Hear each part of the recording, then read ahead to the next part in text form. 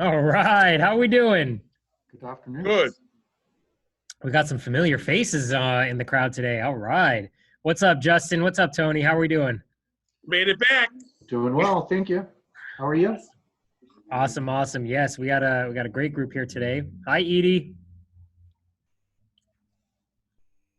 Awesome. Hi. Great. I could probably sit here and say hi to everybody for the next 20 minutes, but we're not going to do that because we don't have enough time for all of that. I want to respect everybody's day and upcoming weekend. So thank you for joining me again. It sounds like we did something right for the few of you that are rejoining us for part 2 of Win with Sellers after part 1, which was all about the introduction and discussing lead conversion. So today's class, we have a lot of great content to share. We are getting into the meat and potatoes of the actual appointment itself and continuing that journey of taking more listings. So let me go ahead and get this screen share set up here. Give me 1 minute. Do this way, play there, and then let's do it like that. All right, so everybody should have only on their screen the slide Win with Sellers. Give me a thumbs up if that is what you see on your screen. Good, awesome. All right, well, first off, I just wanted to give another thank you. Last week's class felt like, as an instructor, it's always a pleasure teaching, especially. The dog has an appointment at 3 o'clock. What's that? Oh, Tony, I think you're, let me mute you, Tony. It's always a pleasure instructing classes like this. It's especially a pleasure when the group is as participative as all of you were last week. So you guys were responding to the questions in the chat. You guys were taking yourself off mute and being a part of the training. So thank you for doing that. And all I ask is that we continue that momentum into today's class. Go ahead and drop a 1 in the chat if you plan on being a big participant of today's class. Just drop a 1 in the chat if that's what you plan on doing today. All right. Good. Perfect. We got a few of you that are on board. For those of you that are not on board, we're going to figure out a way to get you on board. All right. So here's what we have going on. Today's class is going to be focused on the pre-listing as well as the listing consultation. So I like to think of this class as a little bit of a journey through the listing. So we talked about getting yourselves in the right mindset. We discussed ways of generating leads for listings and then converting those leads through different techniques, whether it's identifying communication styles, touch plans, and closing statements and techniques in order to get an opportunity to the table. So today is going to talk about what is that time in between we put the appointment on the calendar to then sitting down for an appointment. That pre-listing process, what are some things that we need to make sure are done? And then once we're at the table, how can we ensure at least as best as possible that we walk away with an agreement? So that's going to be today's class here for you. I want to remind everybody that our journey of learning doesn't end here with the class. And for those of you that have questions, as many of you took advantage of over the last couple of days, please feel free to text me or email me anything that you have. You also have the opportunity to meet with me one-on-one to dig into any particular items about your business a little bit more in depth through meetmahabir.com. So feel free to use that. That's meetmahabir.com. Feel free to use that. All right, so we're going to start today's class with the pre-listing. I do want to say one more thing before we jump into the content because I did get a couple of emails as well. We sent off some handouts and we intended on sending off the weekly activity tracker as well as, I can't remember what the other one was, but we planned on sending those out as one-page resources. And instead we sent you the entire participant booklet. So the good news is you have access to the entire experience in your email inbox now. I was hoping that we fed it to you in digestible pieces, so that way you didn't feel consumed with too much. But nonetheless, the 2 resources that I was intending on sending you are pages 157 and 158, if I'm not mistaken. So feel free to hang on to that. I'll make sure that we get it edited so that the resources that we are intending on sending you are sent in chunks, but know that you now have the entire book for the participant guide. All right, so let's talk about the pre-listing. So The pre-listing is going to be the next part of the seller servicing cycle. And let's talk about what exactly the pre-listing is. I want you to think about it as an entire process that goes into ensuring that by the end of it, you have done two things for the appointment. You have already pre-sold yourself as the listing agent of choice for your potential sellers, and you've saved a ton of time on the listing appointment. So in order for you to achieve both of those items here, we want to think of it as a process and a package that comes together as one. Gene Rivers, one of the biggest real estate agents in Keller Williams, as well as in our industry across the nation, based out of Tallahassee, Florida, what he says is if you have a powerful pre-listing package, its main job is to cover the dirty work. All the things that people might object to and all the things that people need to know about. One of the key things that he says here in this statement that I want to highlight for all of you is where he says all the things that people might object to. I like to think of my pre-listing package as a way of handling objections in advance of the appointment that I'm about to go on. So as we think about that idea here, first off, I'm curious, how many of you are using a pre-listing package right now in your business? Just go ahead and drop a 2 in the chat if you currently do one. Perfect. Adrian, Edie does, Justin does. Who else? Who else uses a pre-listing package in their process? Deja, Katie, needs work though. That's okay. That's what we're here for today. All right. Lindy said yes. Okay. Gloria, awesome. I'm curious, for those of you that are currently using one, how important is it to you that you use a pre-listing package? How important is it to you?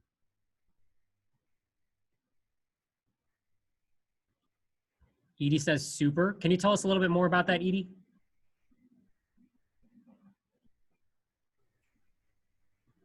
Hi. Yeah, I think that it has handled a lot of the objections for me. And when I'm getting there, I feel like if I'm addressing some things ahead of time, I can then tell them what I can do for them, how we can work together and stuff, instead of selling myself the whole time or convincing them that they should go with me. So for me, although I just realized my camera's off, although I feel like I can really improve it, I do use it, and I noticed a difference as soon as I started using it. You bring up such a good point. Tell doesn't sell. Telling doesn't sell, right? And at the appointment, we feel such this need to tell so much about ourselves that doesn't sell at an appointment, doesn't help you walk away with the agreement. However, it's still important that they know who you are and what you're about in order to instill that trust, right? So what Edie's saying is she builds that trust before they even meet her through her pre-listing package. Deja, what about you? Why is it very important to your listing business that you use a pre-listing package? I feel like it builds structure because I'm giving them a packet that includes, you know, a lot of material like pricing, marketing. You know, I even go over like a little bit about commissions, even though I don't talk about how much. I let them know that, you know, my commissions is going towards, you know, my dues. It goes towards, you know, the sign, like different things, you know. So it's kind of like a packet that I feel like just gives me more structure to look more professional as well. Beautiful. So gives you structure. In fact, gives your client structure for that appointment that they're about to have with you too, right? You look professional. I love that addition there. Yeah, so remember, the pre-listing is all about pre-selling yourself, and it's about saving time at the appointment. So I think it was Suzanne, when we first started off this experience, you know, you wanted to know how do you get your appointments to 60 minutes or less? Well, we're going to talk to you about how you could do it in 15 to 30 minutes. This is one of those ways. You know, for a lot of us, we hold close to the chest all of the information that goes into why we're the best option for listing a home, including our commission plan, our marketing, right? And information about the process, information about the market. And instead, imagine if they were fully equipped with that information prior to even meeting you. So what we're going to do here, understanding Gene Rivers' point here, pre-listing packages includes all the things that people might object to and all the things that people need to know about. We're going to do a little bit of an activity here. For those of you that like to be quiet little lurkers on Zooms, this is going to be an interesting next part of the training here. We're going to get you guys interacting a little bit. So we're going to do an activity here where we're going to answer the question of what's in a pre-listing package. Now, I'm going to give you some things to think about as we move into this next activity, and then I'm going to explain the activity in a second here. Here's what I want you to think about when it comes to the set of materials that you need to include in your pre-listing package. Ideally, it should be fulfilling one of these three criteria. Number one, will you review whatever this information is in the listing consultation?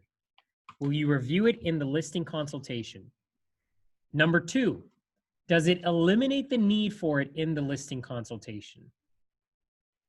And number three, is it a primer for education you will give them at the listing consultation? So as you think about building a pre-listing package and its contents, each piece of information should fulfill one of those criteria. Will you review it in the listing consultation? Does it eliminate the need for it in the listing consultation? And is it a primer for education you'll give them at the listing consultation? Here's what we're gonna do. We're gonna have everyone in this group right now. I'm about to hit a button and it's gonna break everyone off into individual rooms. You're gonna be in rooms with anywhere from 1 to 2 other people in it. And you're gonna answer this question of what's in a pre-listing package.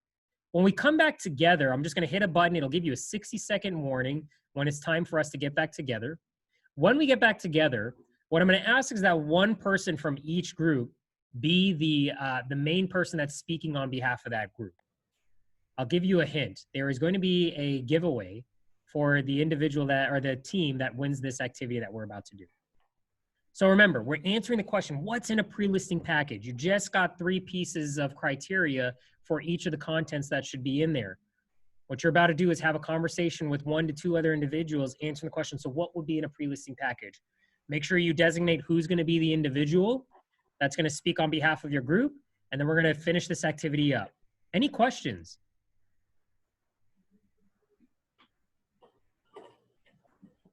All right.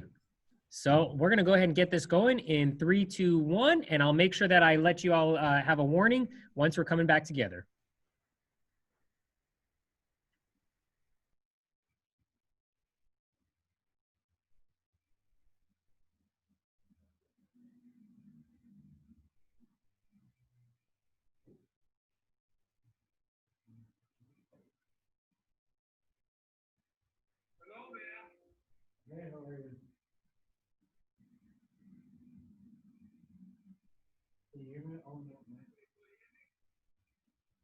Yeah, I can hear you, but I was muted.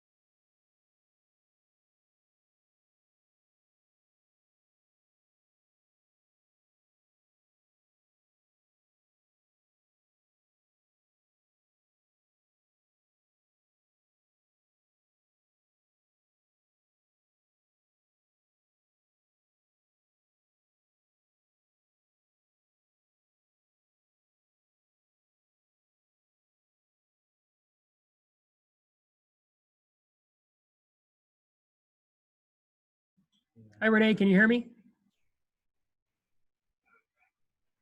Yeah. So I include a lot of the same stuff. I don't do a business card only because I've plastered my info all over the place. Like almost every page oftentimes is branded. But I just recently changed it so that, I mean, I still have it on at least one page I have on my info. I also throw in there things of like how to stage or how to present the home. The difference between quality photos and crappy photos, like a little flyer on them. Yeah. And then, like you said, a bio or company information is good to have. And then I had this, I still have the thing that you talked about what buyers actually want when they're looking for a property and how to learn to look at your home through buyers' eyes.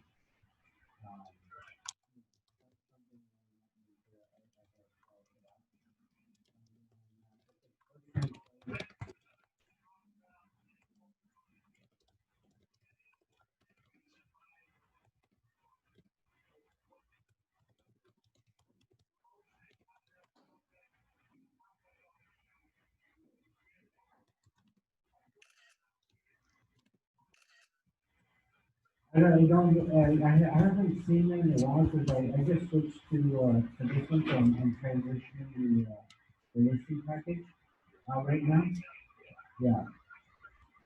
Yeah, I can always send it to you, the information on that one. But it basically, it does talk about certain aspects, but it does, I had to cut some of the info off because it was actually quite lengthy, so I took the most important stuff and kept that. And then if it's first time sellers, I include like what a typical seller pays compared to, other things. And testimonials, and sometimes a note sheet of the actual fair market value. Welcome back. Hello. You guys have a good discussion? Yes. All right. Okay. Okay. So are Margot and Lindy in your market center? Yeah. They are, yes, yes. Lindy is actually the lead agent on my team, and she's an amazing individual. And then Margot is our productivity coach at the Market Center. Mm-hmm. Very cool. Where are you at, Justin? I just started with Market Center 34, so Marketplace 1, 10,000 West Charleston. Okay, thanks for clearing that up. Yeah, I just started there in May. It was a weird, elongated process because our prior broker didn't take 10 days, but rather took like 5 weeks to get our stuff transferred over. Oh my gosh. All right, welcome back, everyone. Okay, all right, so let's go ahead and talk through this really quickly here. Team 1 with Adrian, Renee, and Tony. Who's going to speak on your guys' behalf here? Tony, Tony. is Renee here?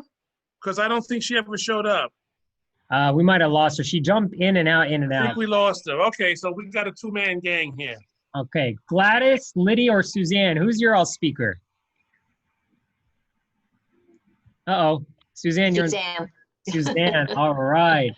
How about Justin, Lindy, or Margot? Justin. All right. How about Luca or Sonny? Who's going to be the speaker over there? Luca. Luca. All right, Luca. Margine or Steve? I will. Can you hear me okay? I can hear you perfectly, Steve. good. Thank you so much. Deja or Katie? Deja. Deja. Awesome. All right.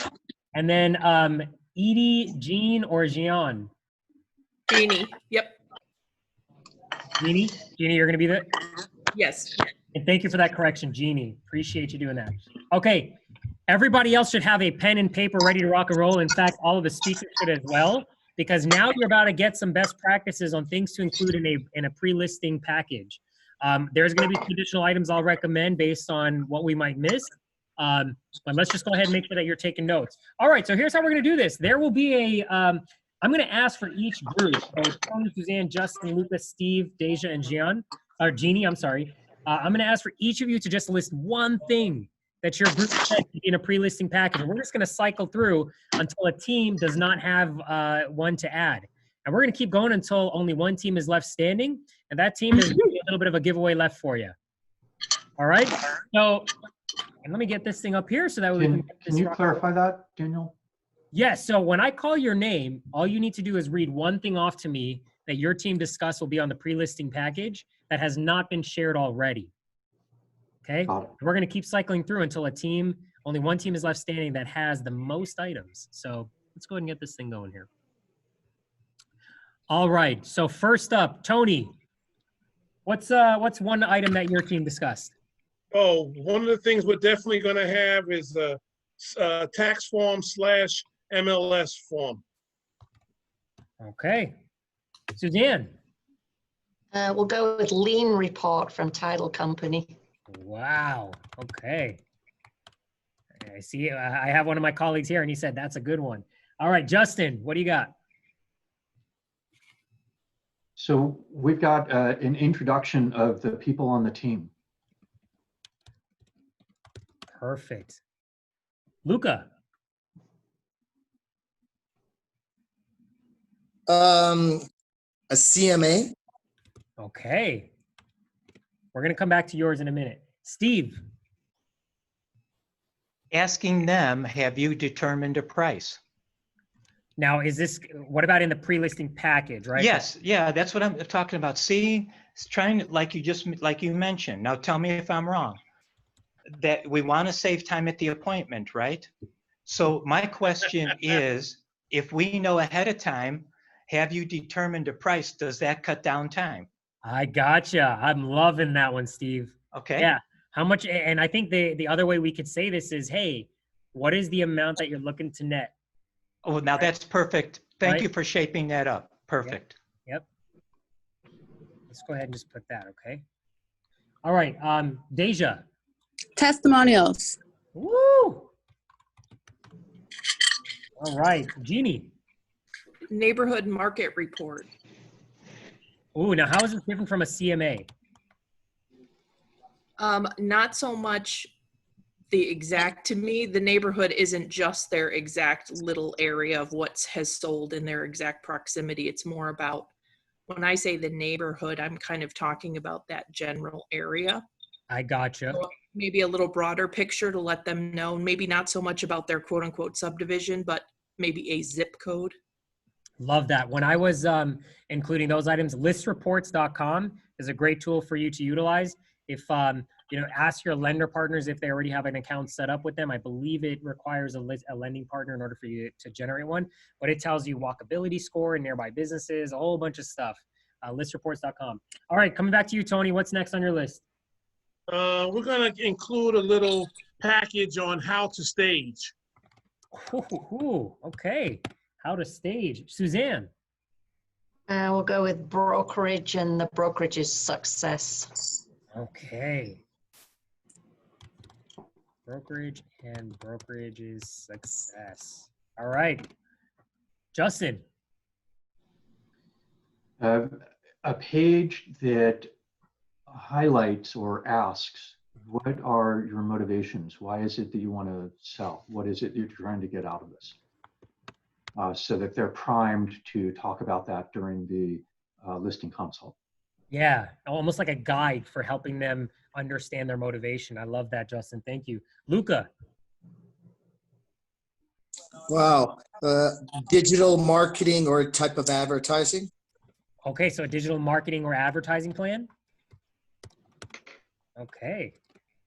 Steve.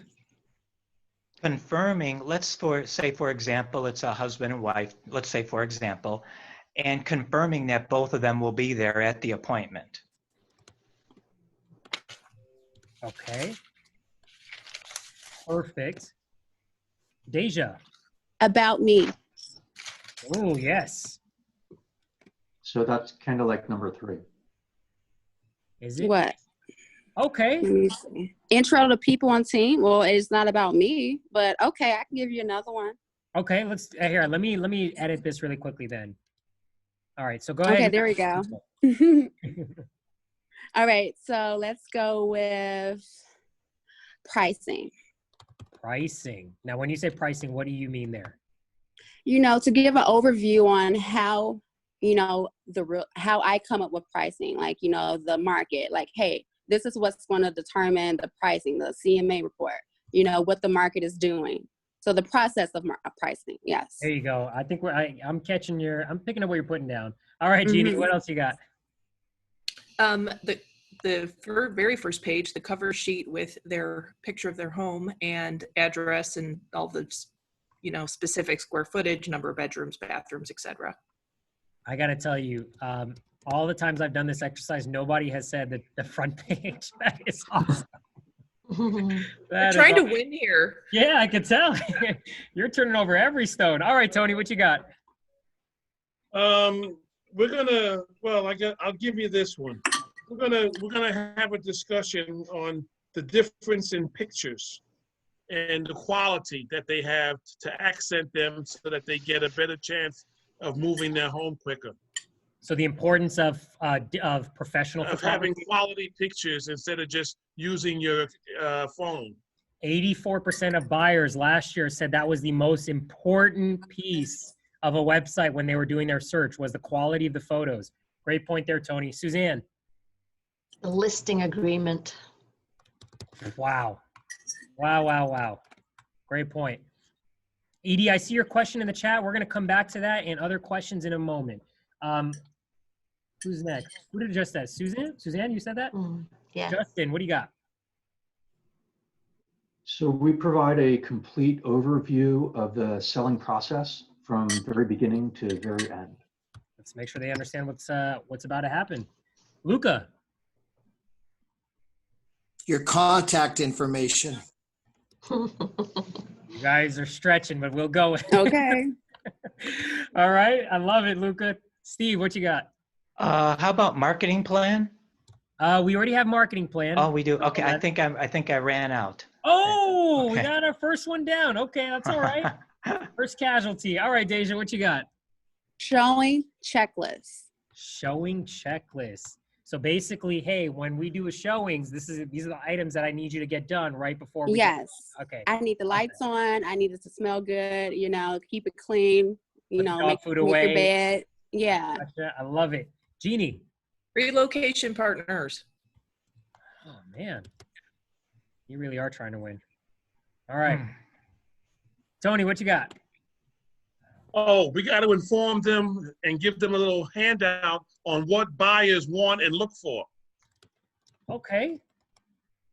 I like that. That the 2019 profile of home buyers and sellers will be one of the best things that you can print up.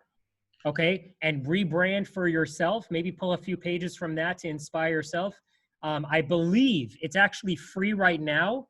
It's usually, What was that? So if you go to, everybody should write this down. Go to nar.realtor, and they have a section of their website now called, I think it's Get Real, Get Right. It's a service that they released once before when our market went through absolute turmoil. They did it again this time around to protect our agents. And it's a whole collection of tools. You can get a couple designations for free or significantly discounted. In there is actually the 2019 profile of home buyers and sellers. And I think it's still free. I would recommend you download that and read through that, because it'll tell you things that the buyers are thinking about. And you go and you pull that, make your own marketing, go to Fiverr.com, have somebody make a document for yourself and stick it in your pre-listing package. Mm-hmm. Right? Great They're point. going to start charging for that when they release the 2021. They always charge for that, yeah. So they always charge. It's usually $20, and it's the easiest $20 I spend every year. I'll tell you that, because it's great insights. And I'll tell you what, 2020's report is probably going to be our most important one ever. All right. Who just won? Was that you, Tony? Yes, sir. Yeah. Suzanne, what you got? Explanation of the commission and where it all goes. All right. Did we already get commission plan? Did we not? No. Wow. Okay. Justin, what do you have? A checklist for the pre-listing, or for the listing consultation. So to drive the discussion. So like things that they'll need? Pardon? like things they will need for the consultation? Is that what you're saying? The things that we'll actually cover in the consultation itself. Gotcha. The agenda, right? Okay, I got Agenda. it. Luca, what do you have? I think I'm done. Oh man. Daniel, Sunny here. Can I add one more thing for Luca? What do you got, Sonny? Okay, so do's and don'ts on as far as how sellers should not do with interacting with the buyers when they come through the house if they are owner occupied. So just to safeguard all the expensive items and things that the private to them, they need to guard them. So that's one items that I want to put it in there as do's and don'ts as a seller. Love it, love it, love it, love it. Way to come in at the rescue there. All right. What else we have? Deja, what do you have? Printed materials of my past flyers, postcards, just listed to show them the quality of, what I do for them. So I'm going to say that's going to be part of the digital marketing advertising plan as well as. No, it's not digital though. I'm showing them postcards like from my past clients. You are stretching, Deja. No. That's totally different. Because I'm showing them like, hey, this is what my flyers, not digital. This is printed. I got you. So flyers. Okay. This is real life flyers. Right. We're gonna let that stretch go this time around. But I'll tell you what, next time put my foot down. Jeannie, what you got? A list of concierge partner services. So if they get freaked out by thinking they need painters or handymen or something to zhuzh up the house, they don't have to freak out. Here's a nice little book of it. Beautiful. Here's our painter. Here's our AC person. I love that. All right. Tony, what do you have? I'm going to request from them to give me a list of any specialty items or things in the house so that we can go over them. Or upgrades? Is that what you're saying? For upgrades, for what they've done, anything like that that's going to help to sell that house. I gotcha. Perfect. Okay. Suzanne, what do you have? How about the rest of the docs, the duties owed and the disclosures? Okay, so You SRP. can look over those. Okay. I think many of you she just shot you in the foot there with that one. Justin, what do you have? Keller offers information. Keller offers information. For those of you who don't know Keller offers, it's an iBuyer program that's available exclusively to Keller Williams agents. I would say, and let me just put this in here, maybe just like about iBuyers too, right? Because maybe you're not with Keller Williams, that's okay, but bring some information about that. ZAVVIE, Zavvi.com. It's a way where you can actually get a list of iBuyer offers. I believe it's still free. They might have changed it because I was surprised it was free when I was using it. But imagine going to a listing appointment and say, hey, I've already pulled all of the instant cash offers for all of the iBuyer programs out there. Boom. Right? What was it called? Zavvi, ZAVVIE.com. All right. Thank you, Justin. Luca, what do you have? Are you out now? Yeah, I'm out. Thank you. All right. Sonny, no more saving here. All right. Deja, what do you have? I let them know what services they get when they, go with me. Okay, so services. Daniel, Sunny here. One more thing for the lookup part. Financings, all the financing choices, and educate them about the financing choices with offer. Financing options available. Okay. Thank you. All right. That's it. Luca, if you don't have another one, so help me. All right. Deja, I'm going to change yours a little bit here, okay? Because I like what you're saying, but I want everybody to be using this vernacular here. What you just described is your value proposition. Okay. Okay. Your value proposition is a list of services that people get when they work with you. Mm-hmm. Right? All right. Jeannie. So homework for the seller, such as provide me with your mortgage balance, any HELOC balances, or any other thing that would materially affect the next sheet. Okay, so mortgage statement, HOA bill, anything that may affect net sheet. Okay. Thank you. Tony, what do you have? Duties owed. We already got that. What else you got? Oh, that's my last. Oh, Adrian. No, we have a break. Oh, I got backup. Yeah, breakdown of fees that the seller customarily pays, especially if it's a first-time seller. Excellent. So a net sheet? It's not a net sheet. It's a flyer that states this is what the seller typically pays and this is what the buyer typically pays. Gotcha. Okay. I think I hear Jeannie like searching things on. No, I was typing. I was typing. I'm just kidding. Having a little fun with everyone here. All right, Suzanne, what do you have? Did we actually say net sheet? We did. Yep, we got net sheet on there. Okay. How about, did we say past history of yourself so you can show them like your transactions, things You know like what? that? You saved yourself because I don't think we do have net sheet on here. Yeah, So you're good on there, Suzanne. Okay. You rescued yourself. Justin, what do you have? You know, I'm not sure there's much more. Frankly, I don't have anything else that goes in my listing presentation. So pre-listing. Okay. Thank you, Justin. Luca. So, I don't know if we have rescuers from Lindsay and Margot. Sunny here for Luca. I got one. Let's try one. Why you need an agent? Perfect. Okay. Deja. A glossary of terms that will be coming up. Wow. I want to know what prize we're all fighting so hard to get. Okay, telling what you. is this win? It's a Starbucks. Just kidding. It's not a Starbucks. It's better. I promise. Lunch with Daniel. It's worth winning. Yeah. Jeannie, what do you have? Okay, so these kind of go hand in hand. So the link to our website, meaning our specific website, but how a breakdown for the seller of how buyers find their home. So it's going to end up showing that over half of them tend to search for homes on the internet. So by combining our web presence with that information, it strengthens.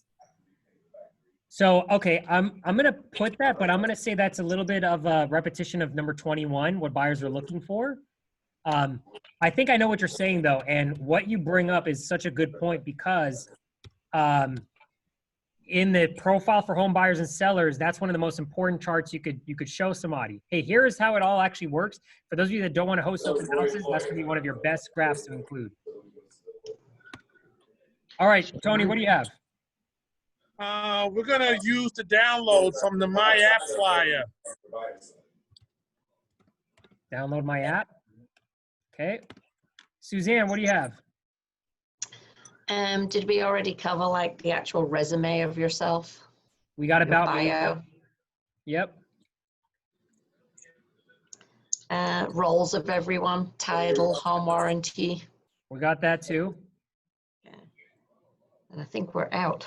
All right. And then there were 4. Luca, anything else? The real 7 real estate truths, the truth of real estate. The truth of real estate. Tell us more about that.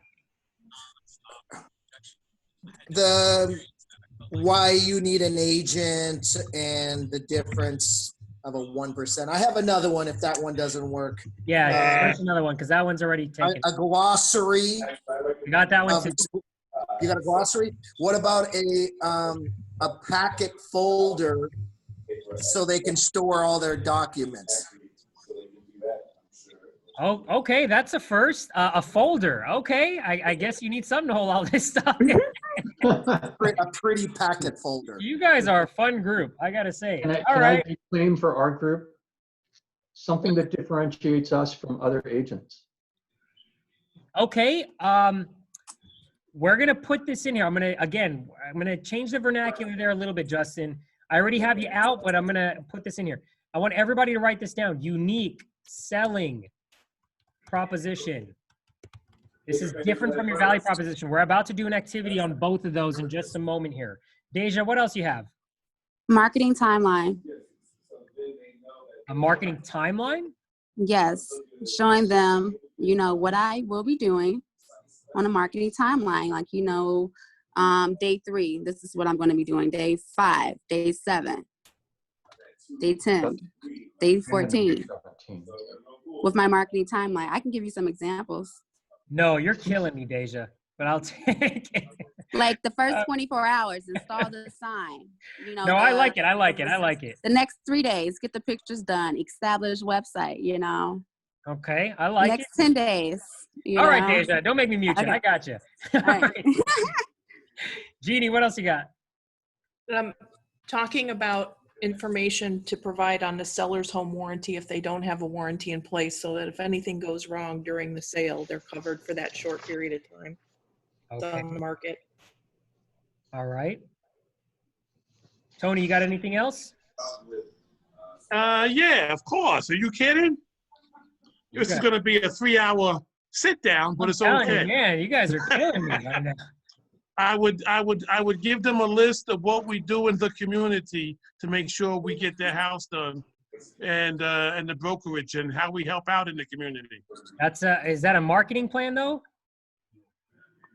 Well, it's going to be a definition of what we're actually going to do. I guess it would be kind of. Yeah. So give me another one. So the one about the community talks about how the brokerage helps the community, like how they're involved in the community, so they know who they're working with. Okay, I get what you're saying. I'm picking up what you're putting down. So like community support. I got you. Yes. All right, we're gonna do that one. I got you. All right, Luca. For Luca, Sunny here. Must-have numbers, all the utilities and whatnot. Yep, we already have that. So what else you got? Okay. All right. A piece of paper of all the decisions they need to make before selling. Yep, we have that. You did have that one. I guess that's my end one. Thank you. Okay. Deja, my favorite. Deja, I'm giving you a hard time. What else you got? Uh-oh. Is this Deja's way of saying I'm done? Oh, no. Business card. Oh, okay. All right. Uh-huh. Mm-hmm. All right. Jeannie. An actual hard example of an iBuyer comparison showing if their home was sold the traditional way using a realtor and what the net might be versus iBuyer nets. So I'm going to classify that under number 29.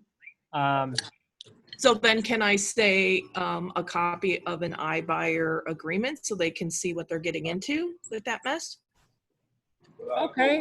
I guess we didn't really cover that in that. That's good. All right, Tony, what you got? I'm running out. I'm kind of, let me see. All right, I'm giving you 3 seconds. Give me a little, let me see. 3, 2, 1. I don't have anything. Tony, I love you, but you're out. All right, Deja, what you got? A notepad for them so they can write down any questions while they're going over this, pre-listing packet. Love it. Jeannie, what you got? A stunning personality. Okay. I take it you're done. Is that what I'm hearing? I'm stretching here. Are we done? I'm not done. Who said that? Deja. Deja, man, what? Jeannie, do you have anything else? I mean, it would pretty much be kind of a repetition of everything else. I mean, we said our testimonials, maybe ask them, put in something about if you have any referrals, ask for referrals, but. You just saved yourself there. Okay. All right, Deja, give us another one. My expectations of the sellers.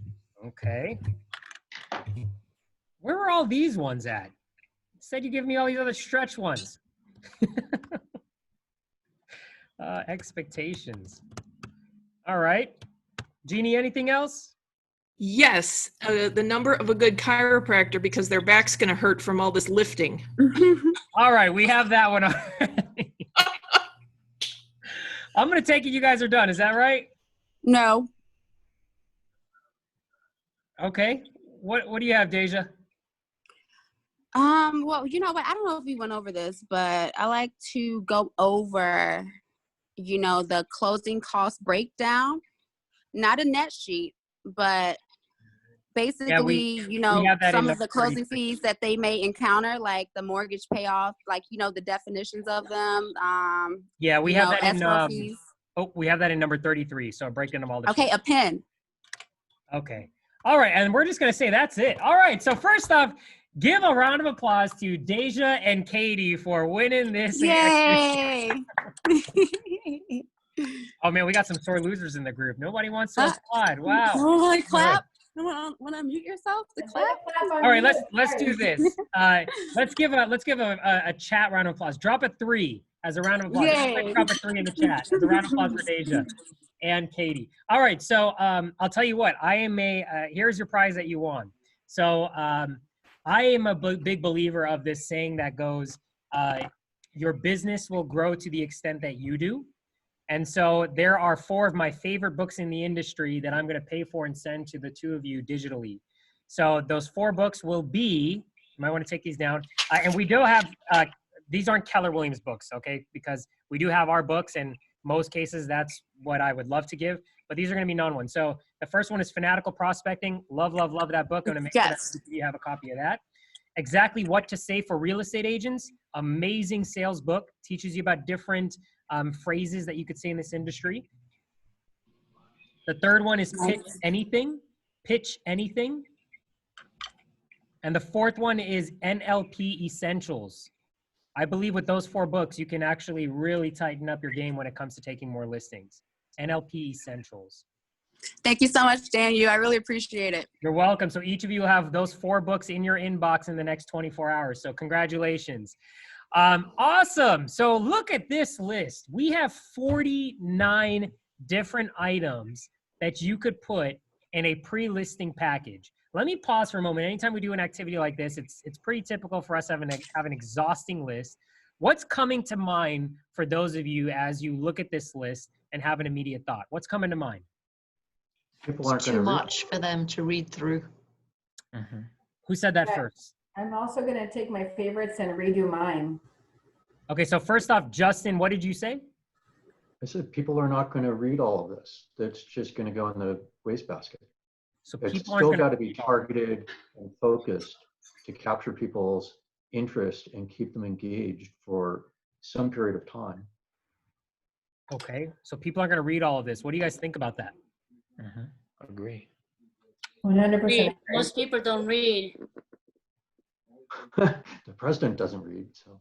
Yeah, well, and this is what I would say is, you know, we have 49 different items in a pre-listing package. And the last thing we want to do is drop off a piece of content that is as thick as the Bible, right? So, because there's a very good chance that they're not going to go through that. But the key here is, what are some of those items that you can put into your presentation that directly correlates with what you discuss when you go and meet with clients? And I would say there are going to be some in here that are non-negotiables, which we'll talk about here in a second. What else is coming to mind as you look at this list? Any others? Edie, you had mentioned something? I said that it's, I would pick, what comes to mind here is that I got a lot of really great ideas from this exercise, so thank you. But I wanted to redo mine. It's one of those things that's on my, like, you know, wish list things to do. But this will put it closer to the top of the list, and I'm going to pick my favorites from this and condense it to, like, not even a fourth of this, but it's going to be smaller, but these are some really great ideas. So I'm going to take from this to improve mine. So thank you. Beautiful. Great list of ideas here. What else is coming to mind? Some of this information is going to be, hard to capture for the pre-listing presentation. So like the net sheet, that's awfully specific. It's nice to be able to put a person's name on it, but pictures of the inside of the house. So the reality is, until we walk into their house, we can't really set the price. We're not really going to know what their mortgage payoff is. We're not going to be able to create some of this collateral at the point in time that we're sending over a pre-listing presentation. Okay, so what do you guys think about that? So the pricing might be a little bit difficult, given the idea that we would need to see the inside of the property and understand its condition and access.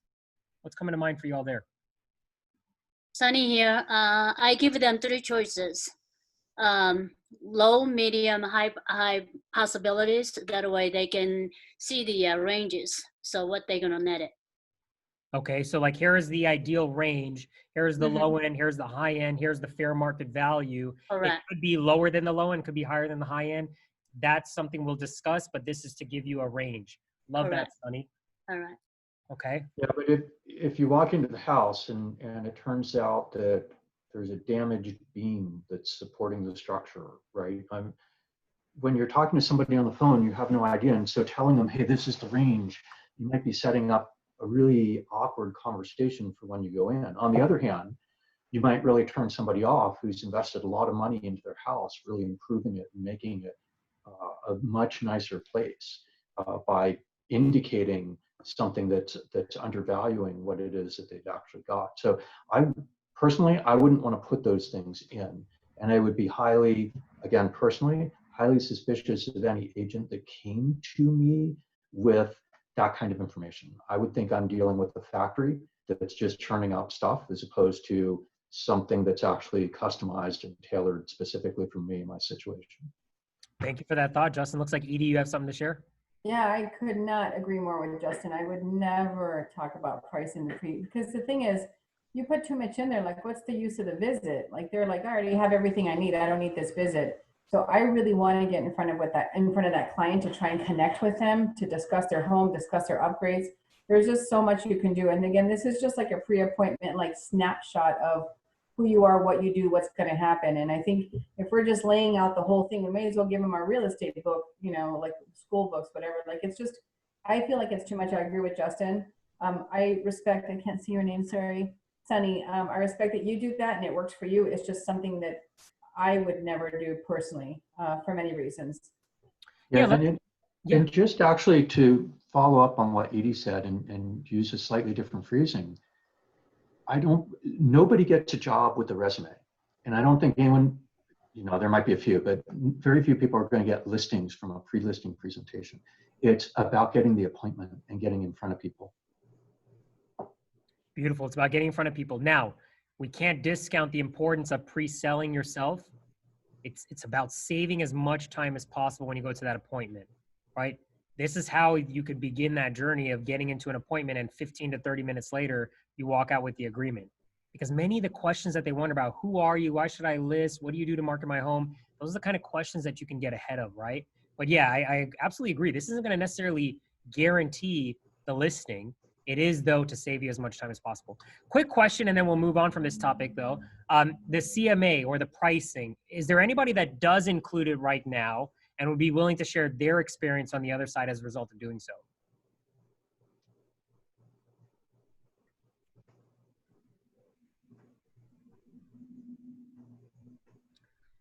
So I'm hearing nobody does.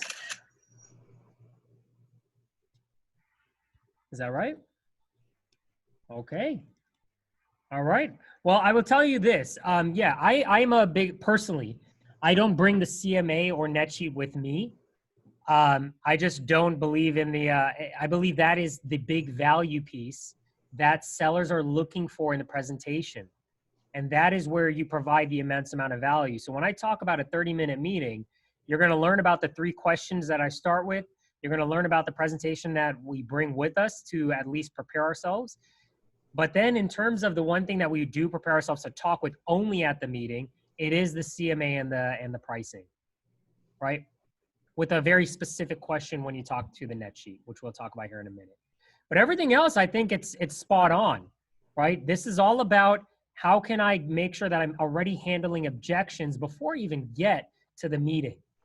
And that's what you guys have just done here with today's meeting or with today's activity. Any last minute thoughts or emotional outbursts before we continue? I was just wondering if this is, are you talking about emailing it or dropping it off, or?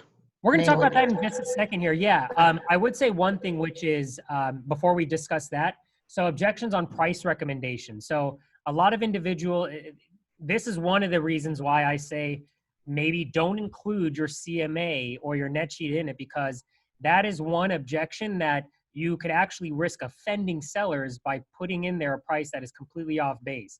This is a conversation where you want to make sure you're having face-to-face with an individual and you have an opportunity to back up why you're saying what you're saying. So handling the price recommendation, we're actually going to go over an objection handler for pricing in a moment. But I just want to make sure that you guys understand this is one of the ways, this is one of the reasons why you don't want to include CMAs in the pre-listing. So let's talk about two things that we did discuss you want to include in it. And I believe Deja, you said one, and then Justin, you said the other. The first is your value proposition. So this is going to, your value proposition speaks to what you do. So these are specific action items that you take so that your seller's needs are satisfied, you have added value to their life, and you've added value to their transaction. Now, we're not going to have as exhaustive a conversation around this as we just did with the pre-listing package, but what are some things that an agent might have in their value proposition?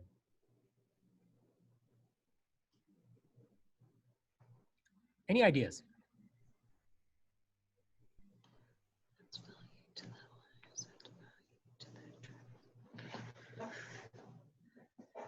Remember, these are specific things you do for your sellers so that their needs are satisfied. You've added value to their lives. You've added value to their transaction. What sort of items might you have on your value proposition? Communication, like how often communication and what kind of communication they'll receive when they work with me. Beautiful. So, hey, every Wednesday at 3 o'clock, I do a seller review call, and I'm gonna have a call with you every Wednesday at 3 o'clock where we're going to talk about the most recent activity surrounding your listing. That is a beautiful part of your value proposition. What else? Well, I always tell them, when I get an offer, I'm going to call the lender, and check out the buyer and make sure that they're actually really good to go. Check out the credit, what job they do. Bingo. So this is who I call in advance. Adds value to their lives and their transaction. What else?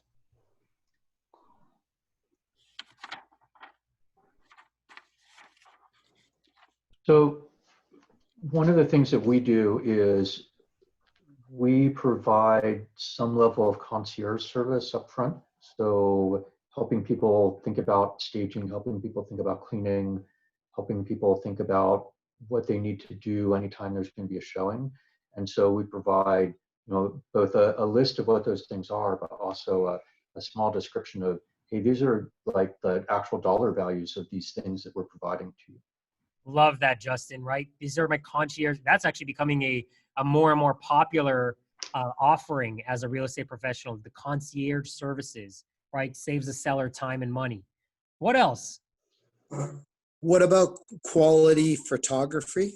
Bingo. Love that one. Every single one of my listings, I do professional photography. Not the iPhone. No. I get a professional to come out here and do it. Get you nice HDR photos to make sure it pops off the screen. I make sure that 100% of my listings, I don't care if it's 100,000 or 1 million, I order professional cleaning. I make sure that there's a lemon pledge shine on every single one of my listings. Is that a part of your value proposition? Yep. Right? Adds value to their transaction. And the 3D video right now, the Zillow video. Matterport 3D videos, that is a huge part of your value proposition right now, right? This is one of the best things you can include in your pre-listing package.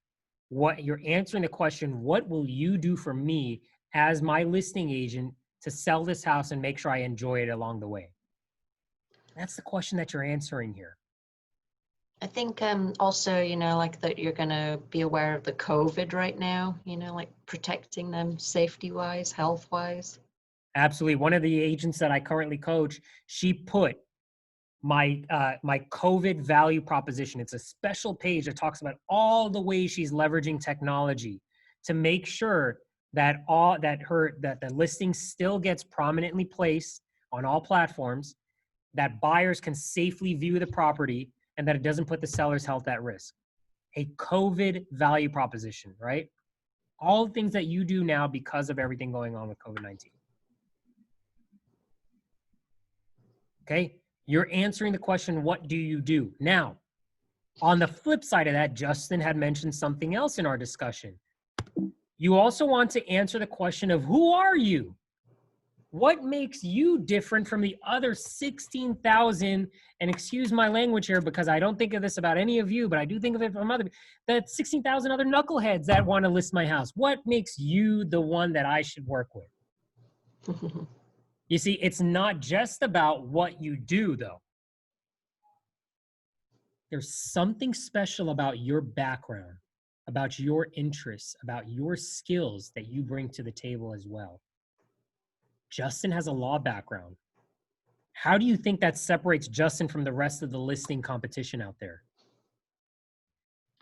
I can use big words. I can use big words. He probably knows how to negotiate. He definitely knows how to read contracts, right? That is not somebody as a buyer's agent you want on the opposite end because he'll find a way to get you, right? With the nicest way possible. What is your unique background that provides you a unique selling proposition? I have a technology background. So as a result of my technology and training background, I have a list of things that makes me very different from a skill set and from an ability perspective from any other agent out there.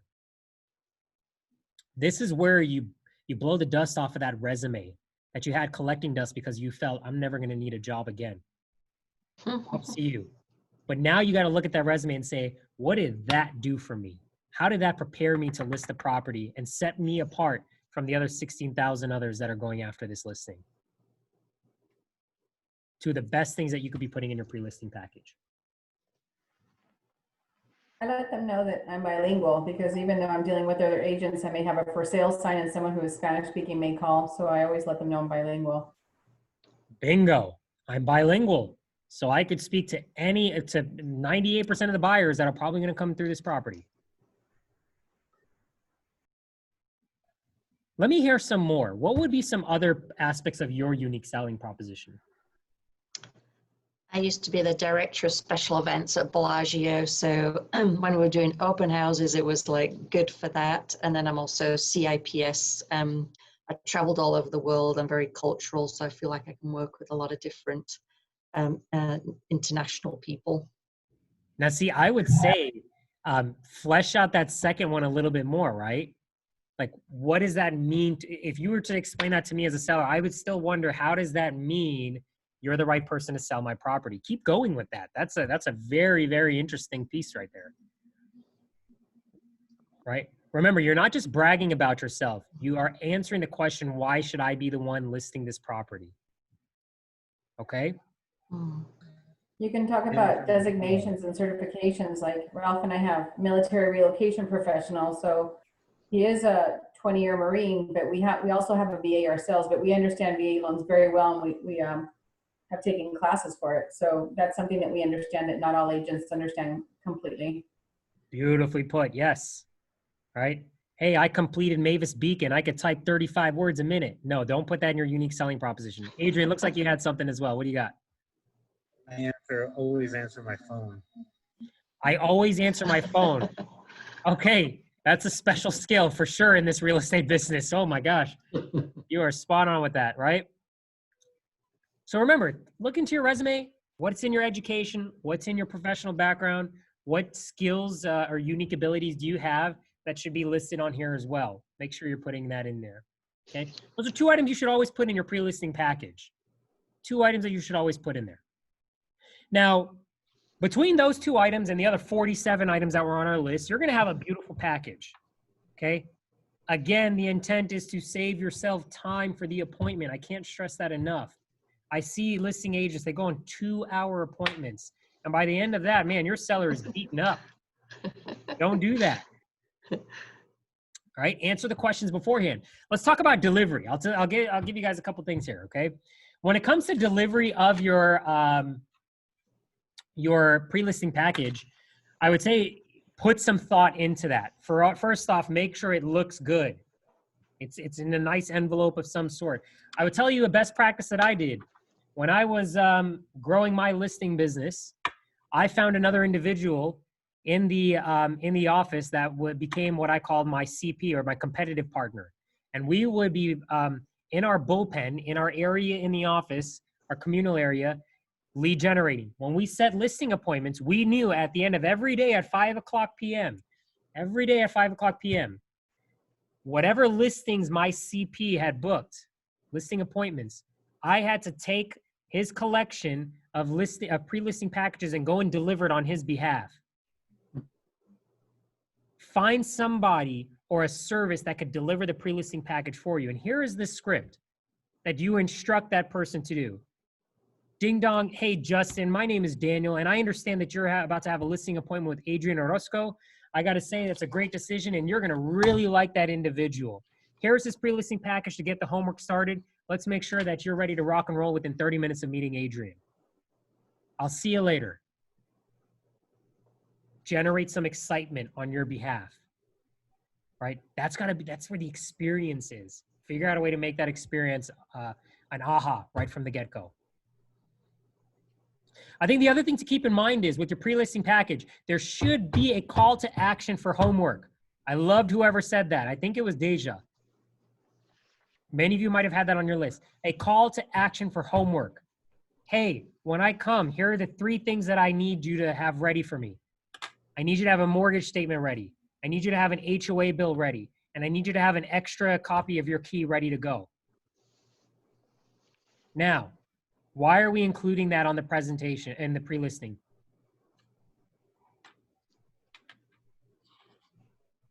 Any ideas?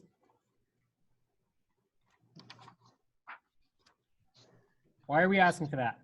Speeds up the data collection process once we get there, assuming they've read it and done their homework. Okay, why else? Yeah, data collection, well, why else? Shows they're committed. You got it.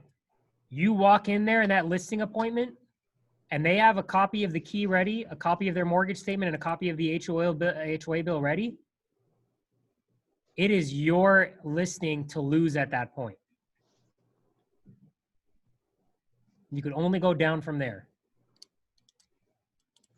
All right.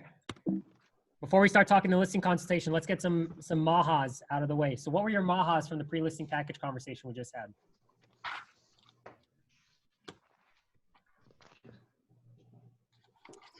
I like that you said have someone else drop it off and, you know, have them, you know, give a good word and make, you know, it generate excitement. So that's pretty cool. I like that. That's right. Find your CP in your office. Say, hey, listen, I'm going to grow my listing business and I believe you want to do the same.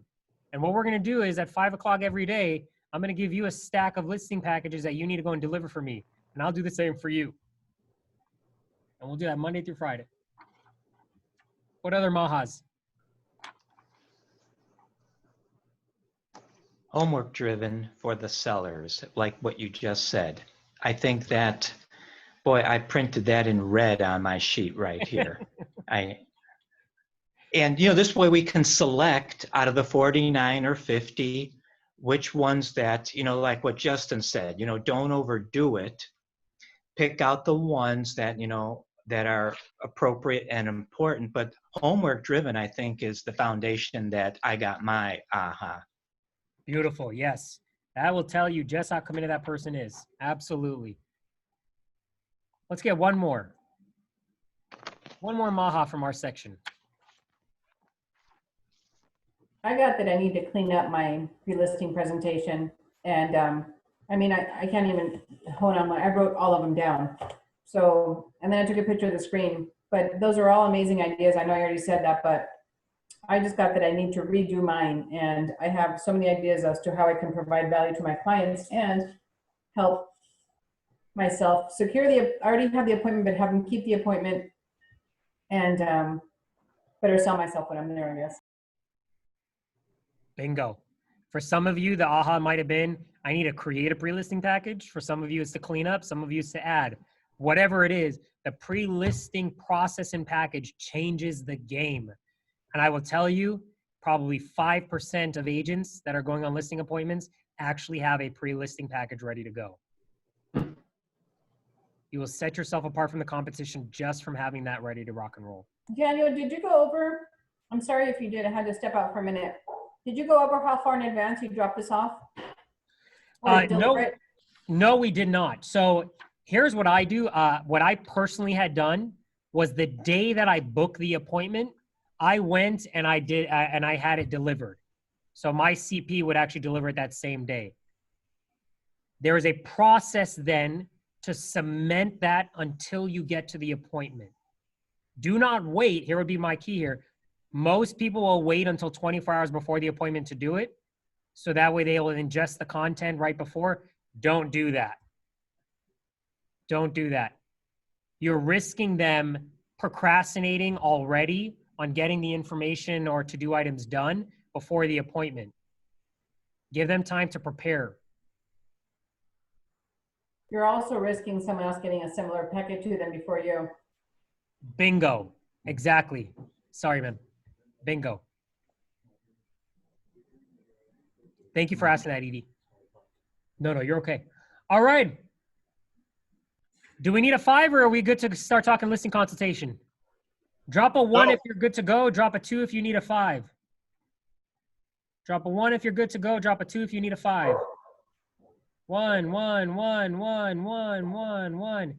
I know everybody is scared to drop the 2 because they're like, oh my gosh, I don't want people to hate me. 1.3. Justin, you are hilarious. We're a third of the way there for a break. Don't worry, this part isn't going to be so much of activities and stuff. I'm just going to share with you some nuggets and things like that when it comes to the consultation. So you guys can sit back, sip your margaritas, and enjoy this part of the conversation here. All right, then let's talk about it. The listing consultation. How we're going to talk about this is, one, let's get on the same page here. A successful listing consultation. It's when you walk away with a signed listing agreement. You have happy, confident sellers, and there's an agreement on next steps. I'm going to repeat all of those again. You have a signed listing agreement. You have happy and confident sellers, and you have reached an agreement on next steps. You haven't said what the next steps are. You've reached an agreement. So this process that I'm about to depict to all of you is going to make sure that we hit all 3 of those needs, those items. Okay? Here is the strategies that I want you to be thinking about when it comes to having a great listing consultation. We're going to break down some of these, okay? The first one is to know your scripts and materials. So drop a 5 if you currently practice scripts around your listing agreement. Drop a 5 if you currently practice scripts around your listing agreement. I'm sorry, your listing presentation, not your listing agreement. Your listing presentation. Drop a 5. Drop a 5.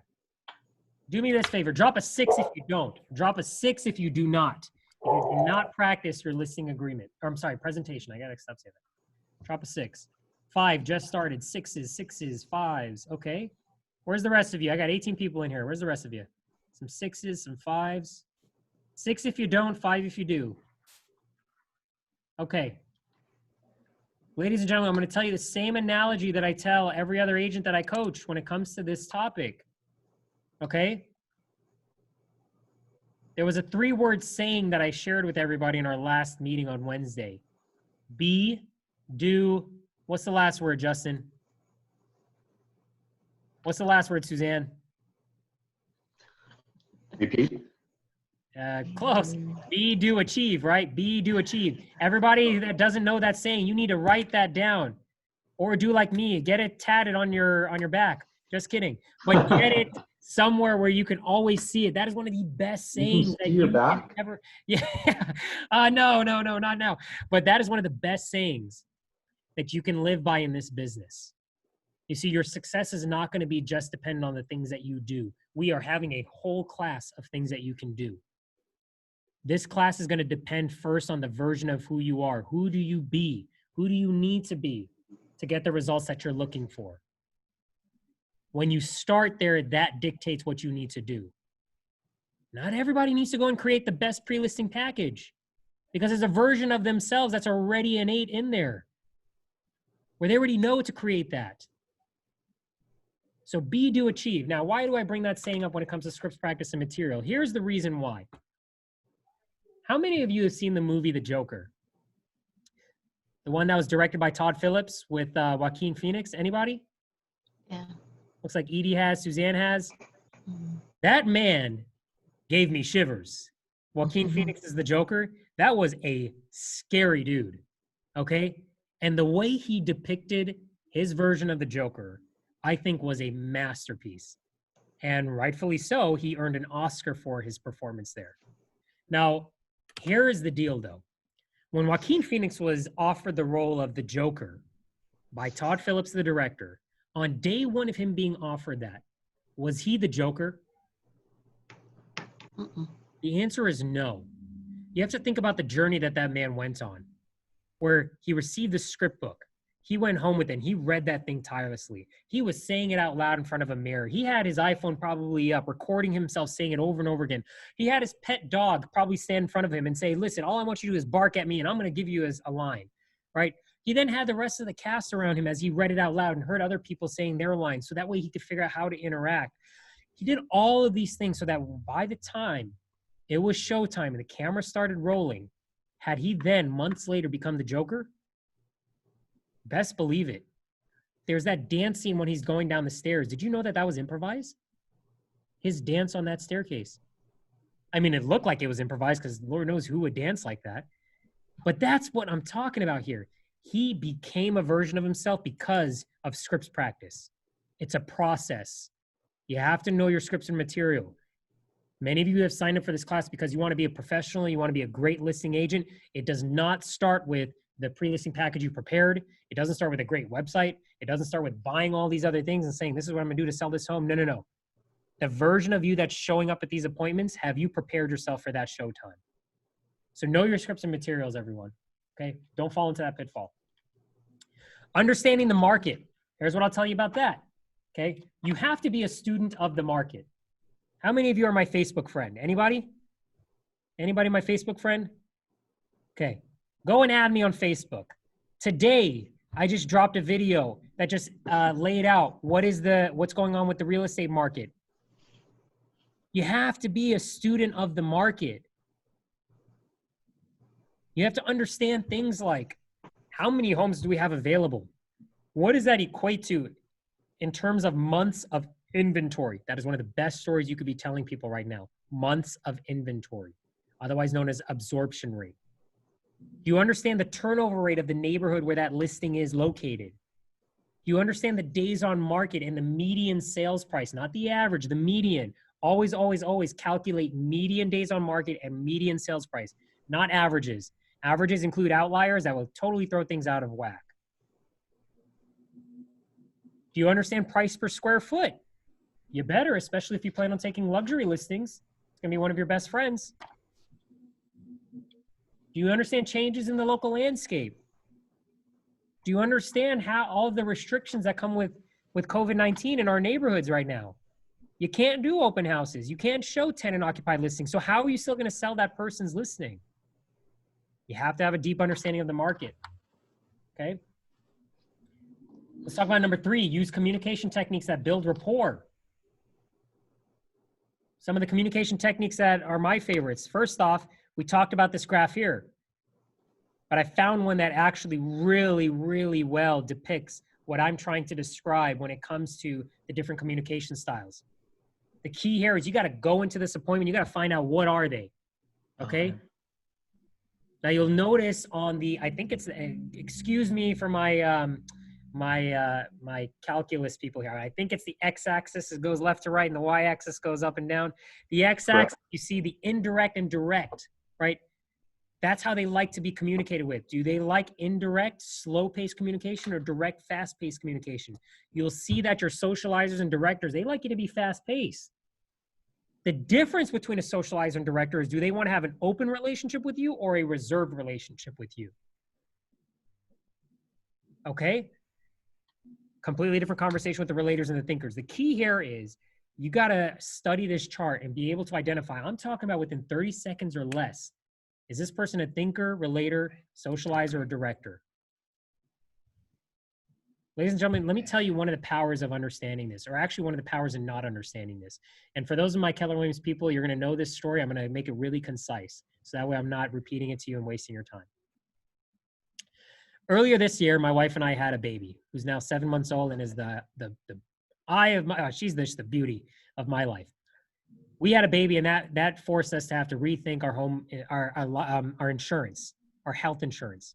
And you all know Being a real estate professional, man, there is no health plan available for us. So we got to go and find insurance. So my wife found this individual. He came to our house and he did his presentation. Here I am thinking that this is going to be a 30-minute in and out, sign some paperwork, and I'm done. I was definitely of the director mindset. I just needed my details. I didn't need a relationship. Just need to know what I needed to buy so I could move on. This man's natural communication style was to be a socializer. Have any of you ever mixed oil and water before? Yeah, it's not a good combination. And that's what it was like for this 2.5-hour meeting I was having with this man, where he's telling me story after story about every little detail of it. Now, did he leave with an agreement in place for us to buy health insurance from him? You might assume no, but I will tell you this. And here is the dangerous part about communication styles. He did leave with one. My wife forced us to sign that stinking piece of paper. But here is the one thing that you can bank on when you don't align with somebody's communication style. He won't be getting another referral. You see, you want to keep having business come in. Make sure you're communicating with people the way they want to be communicated with, not the way you want to be communicated with, right? You might not see it right then in the moment, but you'll see it when they're not referring you business, okay? Other communication techniques to build rapport, I would say active listening. What do all of you know about active listening? Share with me some of your items about active listening. Repeat what the person said. Repeat what they're saying. Paraphrase, right? What else? Nod your head. Nod your head. Mm-hmm. Oh no. Ooh. Ah. Oh, really? Right? You're in the conversation. Drop a 4 in the chat if you've ever had this happen to you. You were thinking about what was the next thing you were going to say as opposed to listening to what the person was telling you. Drop a 4 if that's ever happened to you. You were thinking about the next thing you were going to say as opposed to listening to what they were telling you. Yeah, that's not active listening, right? How do we avoid that? How do we avoid that syndrome of us thinking about the next thing we're going to say when somebody's talking to us? Anybody have any best practices?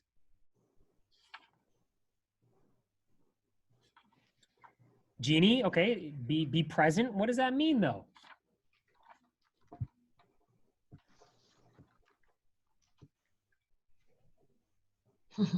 Stop thinking. Love that. I'll give all of you a hint. Look at number 1. Look at number 1. That's how you become a better active listener. When you've already internalized the journey that you're about to take this person on, and no longer do you have to flex a muscle in order to remember everything that you need to discuss. When you know your scripts and dialogue, you can now be in dialogue with individuals. Okay, write down these 4 words, okay? Volume, pace, pitch, tone. I'll say it one more time. Volume, pace, pitch, tone.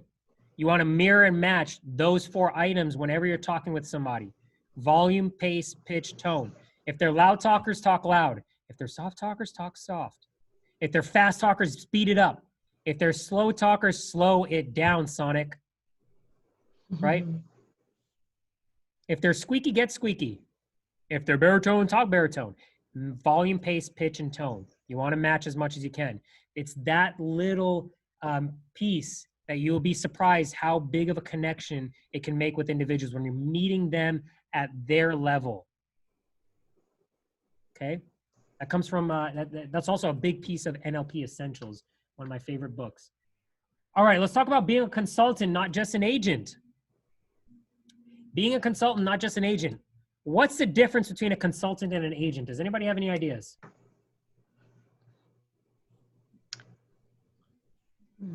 Someone who works with you instead of someone who works for you. Works with you and not for you. I love that, Justin. I haven't heard it described that way. That's great. How about this, Daniel? A consultant provides information. Okay. As opposed to an agent does what? Or as opposed to a hard sell. Okay, so instead of selling, you're giving information, you're educating. Yeah. I love that. You're educating, not just selling. Jeannie says level of expertise. What do you mean, Jeannie? Consultant versus agent.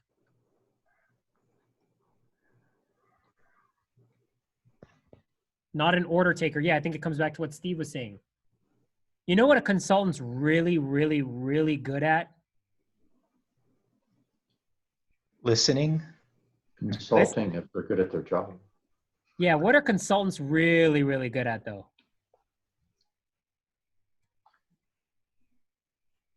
Solving their problem. We were told when the whole iBuyer thing came out to be more of a consultant. It's not about just selling their home. It's about giving them all the options and doing the right thing for them. Okay. Well, Right? you guys are, Crafting solutions. say that one more time, Justin. Crafting solutions. Close, very close. If I was Getting them where they want to be. close, okay, I'll stop putting you guys through this torture. Jeannie, you're saying identifying issues. Justin, you're saying crafting great solutions. It's like this, and you guys are just hitting all around it. Help others identify their issues and help others craft their solutions. Here's why. If I have now identified my issue and I have crafted my solution, what is the difference in impact and how that's going to get done versus me figuring it out as opposed to you figuring it out? What's the difference?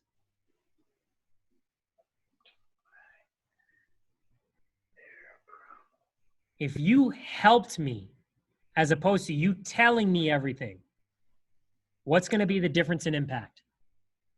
Emotion is removed faster. They're more committed to the result. Exactly. They are now tied to that. Great consultants help people do that. You want to know how to become a great consultant? It's all about the questions you ask. You want to understand how to become better at asking questions? Here's my challenge to all of you. Write down 10 questions a day. 10 questions a day that you would ask at a listing consultation. 10 unique ones every day for the next 2 weeks. You will become 10 times a better listing agent than you are today. What are 10 unique questions I can ask today in a listing agreement, a listing presentation, and tomorrow write a new 10. Become the great consultant you know you're capable of.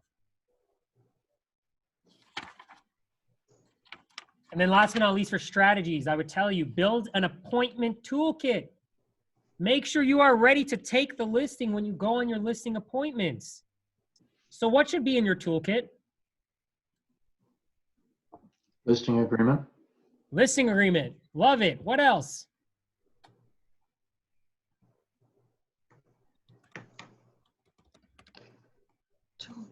Duties owed. Duties owed. You know what? And I'll give you another one. This SRPD. Okay, so we got the agreements and disclosures out of the way. What else? Lockbox. Lockbox. Sunny, great job. What else?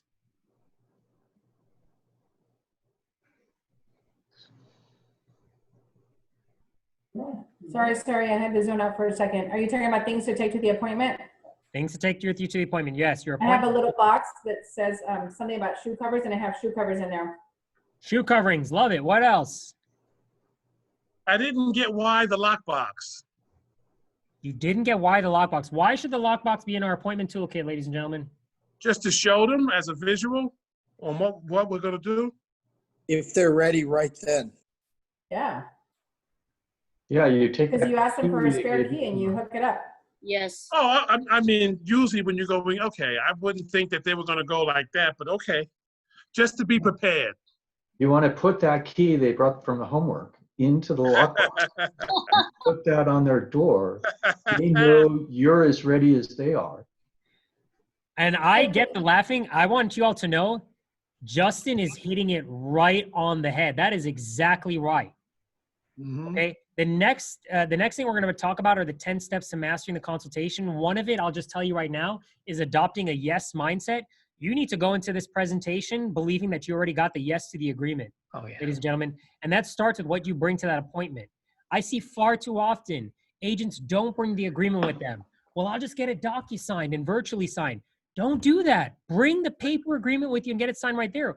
Or if you do believe in going green, have your iPad ready, loaded with that agreement so that it can get signed right then and there, not emailed to them at a later time. Come with the lockbox. That way they could put a key in it. Come with the shoe coverings. What else are you going to put in your appointment toolkit? A digital measure Digital Measure measure. units. Love that. At the realtor store in Las Vegas Realtors Association, they have those digital ones. You slap it against the wall, you click a button, and it tells you exactly how big that room is. One of the best. People Lowe's has them cheaper. Exactly. I'm trying to support our association, Edie. Jeez. Sorry. One of the best 30 to 50 bucks you'll spend, though. Seriously. That's my side hustle. I sell those. What else? What else is in your appointment toolkit? Bottle of champagne. A bottle of champagne. Pop the cork once you get the agreement signed. Love it. What else? Sometimes I'll take a gift too, like if it's someone's, I know it's a birthday or something, a cake or flowers or something. I love that. I'm gonna help you adopt a little bit of a different mindset here, okay? I would say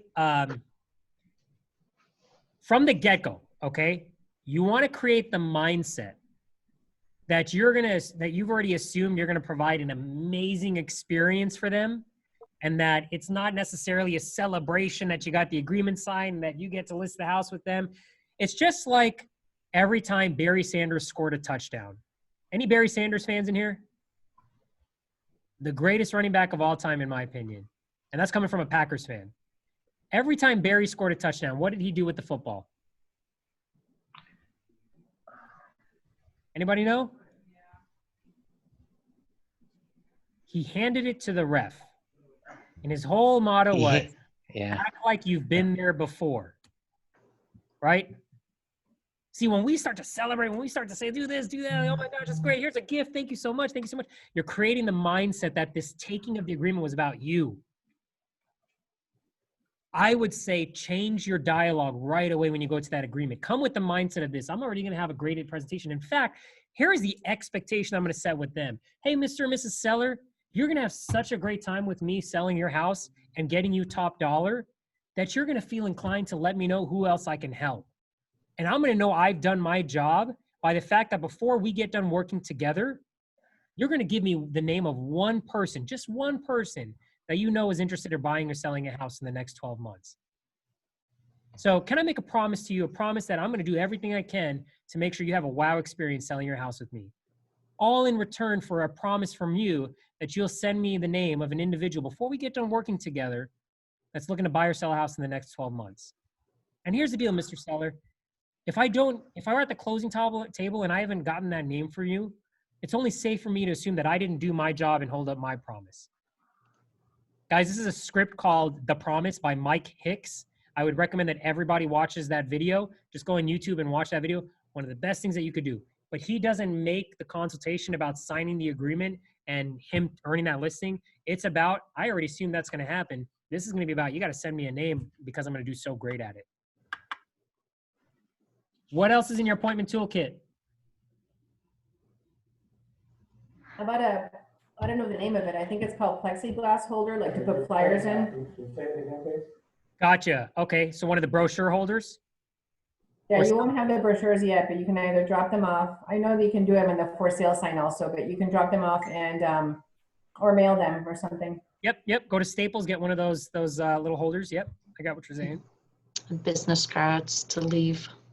Business cards, pens, or Apple Pencil, whatever you use, right?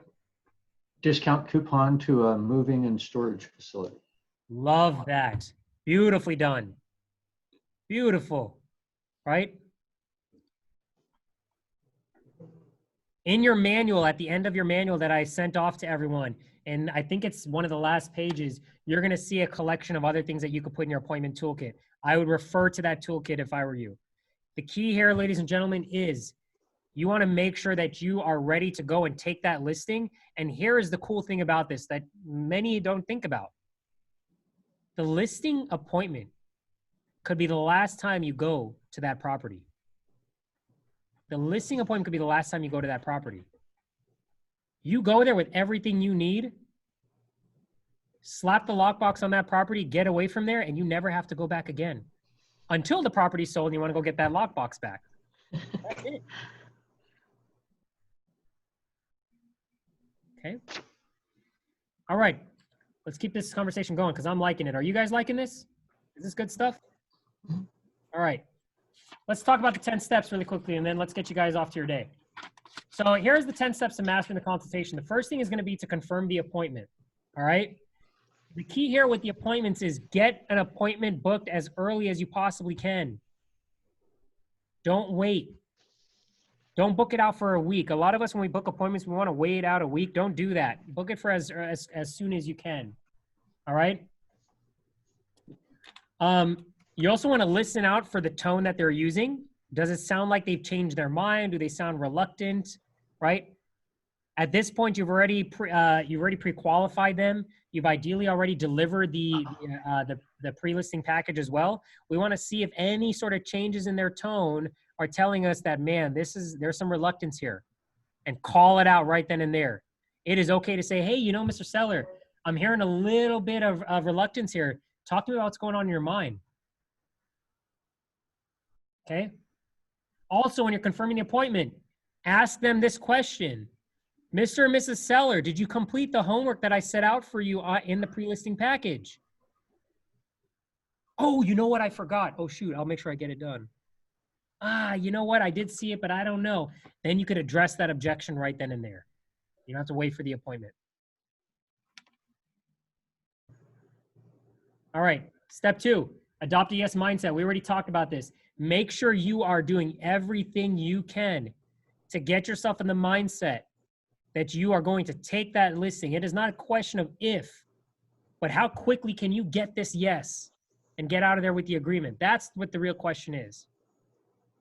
I'll overshare with you guys something that I shared with my group the last time I taught this class. Don't ask me why, but for some of you, a certain song is going to get you in the yes mindset. It's just going to release all the nerves and tension, just get you rocking and rolling, ready to go. For me, it was 2 songs that got me going. One was by AC/DC. Anyone want to take a guess what that song was?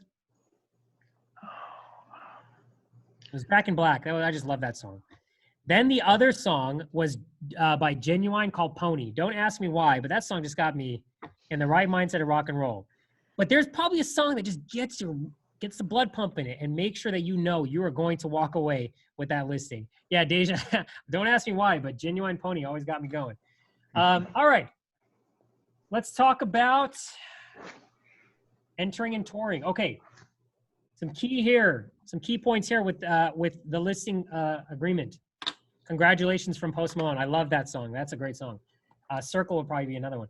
Okay, we're gonna have a song class here pretty soon.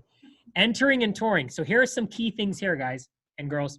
When you get to the property, when should you ring the doorbell?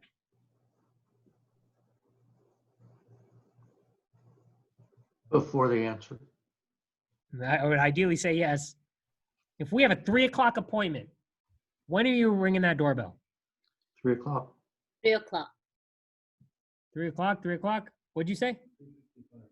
3 o'clock. Why not 2:54? Why not 2:55? They may not be ready. They may not be ready. Respectful for their time too. Bingo. You told them 3 o'clock.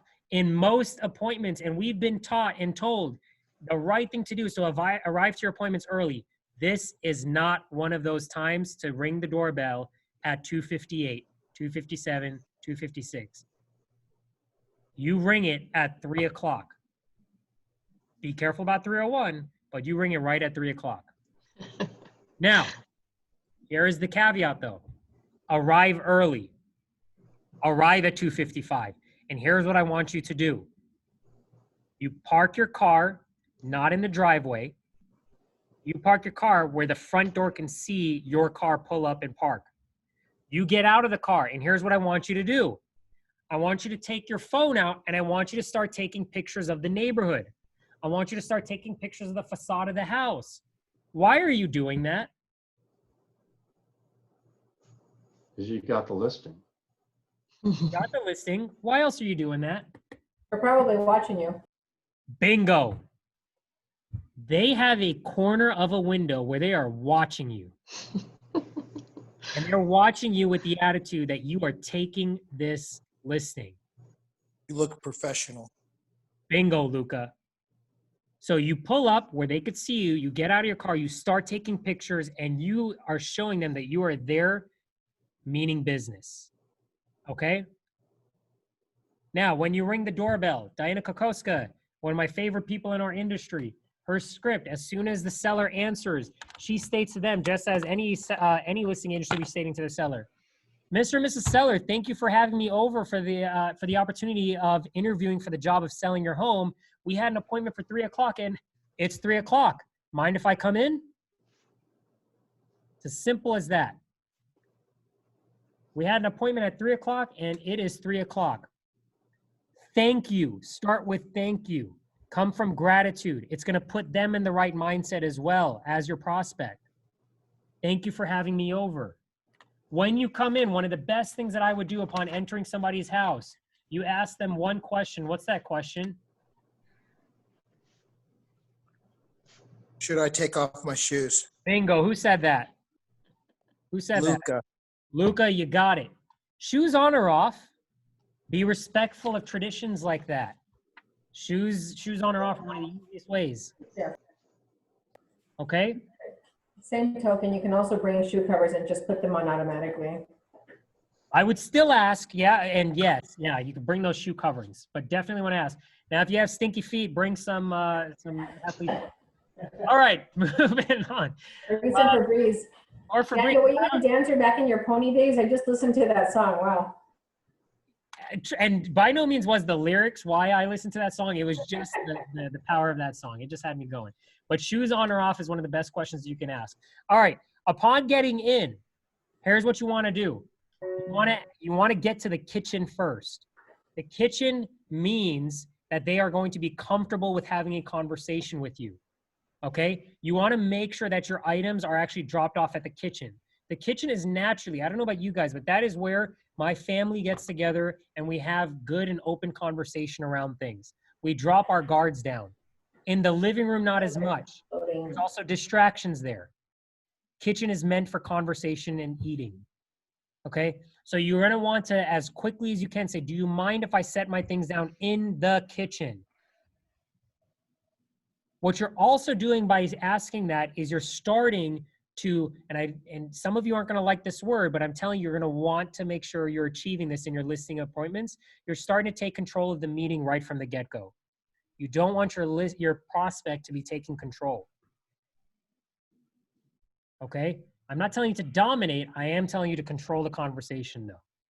All right? So do you mind if I set my things down in the kitchen? Now, when it comes to touring, you're going to have two different types of audiences. Some of the audiences in this class are going to say, I tour with the property, or I tour with the seller. Others are going to say, I don't tour with the seller. Drop a 1 in the comments section if you like to tour with the seller. Drop a 2 if you don't want to tour with the seller. What is your opinion? Do you want to tour with the seller or not? 1 is I do, 2 is I don't.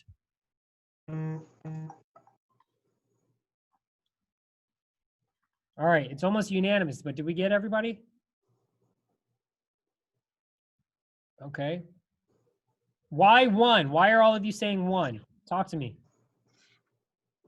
Build some If they have rapport. questions. Okay. Tony said if they have any questions. Suzanne, what did you say? Build some rapport. Build some rapport. Okay. And What they else? can point things out too about the house. They could point things out about the house. Okay. What else? Safety reasons. Safety reasons? What do you mean, Luca? You have to ask them at the beginning, do you have any valuables around if you walk by yourself? Okay. Love that. What else? People leave their Rolexes out or their money out. You'd be surprised. People leave their Rolexes out. Okay. Love It that. is their house. I want to be building rapport with them while I'm also learning about their house. I want to be learning what's driving their decision to sell and all those things. So I'm interviewing them as I'm going through and letting them interview me. Love that. You could look for that kind of stuff in common. I think people are very proud of their homes. Most homeowners are very proud of their homes and they want to show you the things that they've done. So not just so that you write those things down, but that you show that you can appreciate what they've done. And then again, you start building rapport like you're doing this together. These are the things that we're doing together. We're selling this home together. Okay, beautiful. I love all that. Nobody's wrong, and there's no right or wrong way of taking this approach. What I will tell you is this. I was a man that wanted to get my listing consultations done in 30 minutes or less. If I did it longer than 30 minutes, that there was a problem. one of the things that was getting in the way of me achieving that goal was the walkthrough with the seller, because they want to point out everything that they love and they're proud of. And two, in building that rapport, especially with socializers, 30 minutes was alone with the walkthrough. Now, this wasn't just about being as efficient as possible with my listing appointments. Here is the added benefit of, upon getting in there, getting at the dining table and saying, hey, listen, so Mr. and Mrs. Seller, here's what I would like to do. I've brought with me some disclosures that I need you to fill out as the seller of this property. It's going to let the buyers know what issues you know of with the property. This isn't going to say that there's something wrong, but it's just if you know of any issues. What document am I describing, ladies and gentlemen? SRPD. And you're going to explain to them, and listen, I'm going to go and tour the property while you fill this out. Now, I know most sellers want to tour the property with their agent, and if you're insistent on it, it's completely fine. Let's do it. Here's the reason why I would like to tour it on my own, Mr. and Mrs. Seller. I need to be able to see this home through the eyes of the buyer if I am to actually market this property to somebody who's going to buy this house. You see, upon you going with me, you're going to tell me all these great things, but are the buyers going to see that on their own? And 9 times out of 10, they're not going to see the great things that you've done with this property right off the bat. I've saved some time towards the end of this meeting for you and I to have a tour together. But right now, for about 5 minutes, I'm just going to go through on my own. Now, Mr. and Mrs. Seller, is that okay with you? Yes, because again, remember, what were the 3 things that we want to achieve with our listing consultations? Besides a signed listing agreement, we want a happy client. We also want an agreement on next steps. This is one of those agreements, okay? But that is one of the reasons why. You can see a house truly to the eye, through the eyes of the buyer and buyer's agents when you go and look at the property without them telling you in your ear all the great things that are on the property. Oh, did you see that little thing over there? Right? And you could take note of the things that you see in common. You see that Packers poster on the wall, take note of it. When you get back to the table, hey, I want to check in on the SRPD, but I got to tell you, that was one hell of Super Bowl 45 when we won, huh? What are you talking about? Oh, Packers. I'm a Packers fan too. Take note of those things that you can then find in common. So there isn't a right or wrong way. I'm just giving you the other side of that coin there for you, okay? And why I did it. All right. Any questions on entering or touring? Okay. Then let's keep it going. When you begin the conversation, here's how I want you all to begin this. So Mr. and Mrs. Seller, here is one of 3 things will happen in this meeting. You'll decide to list your home with me today. You'll decide not to list your home with me, or I'll decide not to take your listing. Now, how many of you just got sweaty armpits thinking of saying that last statement? One of 3 things will happen today. You'll decide to list your home with me today. You'll decide not to list it with me, or I will decide not to take your listing.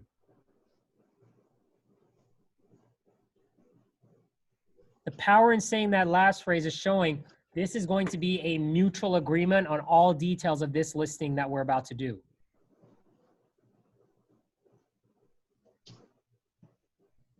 Now, I see a few of you writing.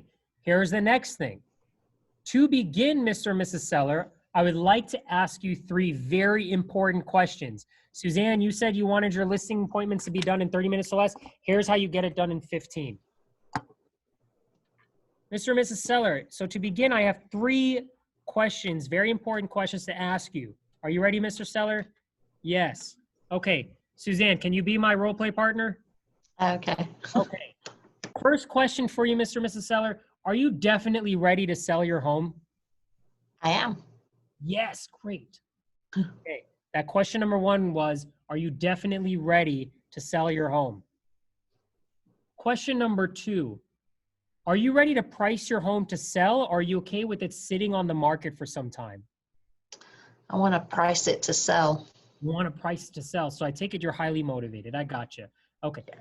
Question number 2 was, are you ready to price your home to sell, or are you okay with it sitting on the market? And last but not least, Suzanne, are you ready to hire me for the job of selling your property today?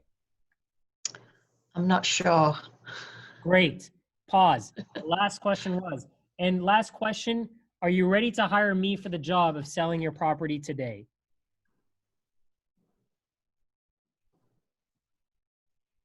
Now, if they say, I'm not sure, what do you want to follow that up with?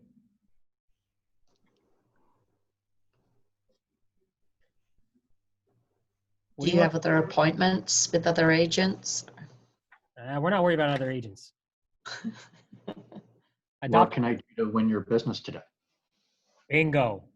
So what concerns can I address for you to ensure you're comfortable with hiring me today? You see, most agents, they come to their listing agreement with a 20-slide deck ready to present. Show you this, and then this. And here's my commission, blah, blah, blah. It's not about you. They might not even care about the commission you charge. Do you believe that there are actually some sellers who don't care about the commission you charge as long as they trust you can sell their home for top dollar? Can you believe that there are actually there are sellers out there that don't care about a marketing plan? They just want to make sure that they're on the same page with you with pricing. Find out what it is that you need to drill in on, and then just drill in on that. Okay?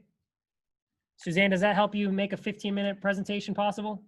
Yeah, what was the question back to him? Are you ready to hire if they say no? So are you ready? Okay, so the question back to them was, no, I could totally understand that. What concerns can I address for you at this time so that you are comfortable hiring me for the job of selling your home today? Use the word today. Otherwise, you set yourself up to be told, okay, great, we have something to think about. Don't do that, okay? All right, let's keep it going. Uncover and prioritize their needs. So this is all about what we said, what a consultant is really good at. What's a consultant really good at, Justin? Consulting. You smarty pants. What's a consultant really good at asking? Finding out what other people's concerns or needs are. Exactly. Ask great questions, right? Uncover and prioritize their needs is all about asking great questions. Now, here's the thing with uncovering and prioritizing their needs. You're going to want to ask them a really important question when it comes time to actually discussing the next steps with the listing. So, Mr. and Mrs. Seller, what is most important to you throughout the experience of selling your home today? What is most important to you when it comes to selling your home? You might also ask them some other questions to uncover and prioritize their needs. What's your ideal time frame for being out of this home? In an ideal world, how will this end? What is your biggest concern, Mr. or Mrs. Seller? Mr. or Mrs. Seller, describe your ideal relationship with an agent. How involved do you want to be in the sale of your property? What happens if we do not hit your goal? With all of their responses, what you want to be asking them as a follow-up is, why is that important to you? Write down that question. Why is that important to you? Anytime they talk about anything with motivation, why is that important to you? And then I want you to write down another question. When they give you a response to why is that important to you, you're going to ask them, what will that ultimately do for you? What will that ultimately do for you? So why is that important to you? Then they give you a reason, and then you say, well, why is that ultimately important to you? Okay? All right. All throughout the listing consultation, you want to be checking for commitment. We talked about a type of close called the trial close. An example of a trial close. Have we talked about enough, Mr. and Mrs. Seller, to move forward with the listing of your property? So when they've said no, they don't feel comfortable with you selling their house, and you've asked them, great, what concerns can I address? And they say, okay, well, I need to understand your commission plan. After you've addressed the commission plan, don't wait for a response or say, how was that? You say, okay, great, here's the commission plan. Now, have we talked about enough in order to proceed with the listing of your home? I will give you a best practice, and surprise, surprise, this actually worked. Anytime that myself and the selling prospect shared a laugh, anytime we shared a laugh together in the appointment, I would use that as an opportunity to use a trial close. You see, when we share a laugh, we're on the same page. And a sense of humor makes for a light-hearted environment. Oh my God. Listen, that was great. Hey, out of curiosity, have we talked about enough in order to list this house by now? You'll be surprised how many sellers actually will say yes in that moment. They're liking you. Don't miss that opportunity. Don't give them a reason to stop liking you. Most people then talk themselves out of that. When we're also checking for commitment, we also want to watch their body language. Do they have closed body language or open? Right? Are they slouching? Are they maintaining eye contact or looking away? We want to be looking for positive and negative signs of commitment. Okay. Handling objections. My Keller Williams peeps, you guys should probably teach this class at this point, but I'm going to teach this one time. I want everybody to write down these 5 letters. Write these 5 letters down, and I want you to write it from top to bottom. Write it vertically, because it's an acronym. And at Keller Williams, we have nothing but acronyms. E-C-I-R-R. E-C-I-R-R. I'm going to make handling objections easier for you through the acronym of E-C-I-R-R. E-C-I-R-R. The E stands for empathize. E stands for empathize. The first C stands for clarify. I'm sorry, the first C, the only C. E-C-I-R-R. Empathize, clarify. The I stands for isolate. I want you to put a star next to that I, by the way. Isolate. Do not miss that step of what I'm describing to you. The first R stands for respond. Respond. And then the second R stands for repeat. I want everybody to start practicing E-C-I-R-R when it comes to handling objections. This will be one of your best tools for doing so. This is a process for handling objections when you encounter one. So when an objection, first off, an objection is misinformation or a lack of information. That's all it is. You got to be very careful because some things might be disguised as an objection and they're not. They are conditions. Okay? Conditions can only be solved with time.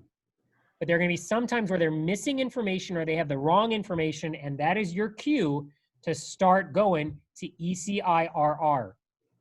An example. Why can't you list this property for 1%? Another example. Where's your marketing plan? Another example. 6%, 7% seems like a lot. Are those objections that you plan on encountering at your listing appointment? Say yes. Say yes. Yes? Yeah, yes. You will encounter those. Okay, so let's go ahead and use E-C-I-R-R. E, empathize. You know, Justin, I totally understand. So let's use the objection of, can you go lower than 6%?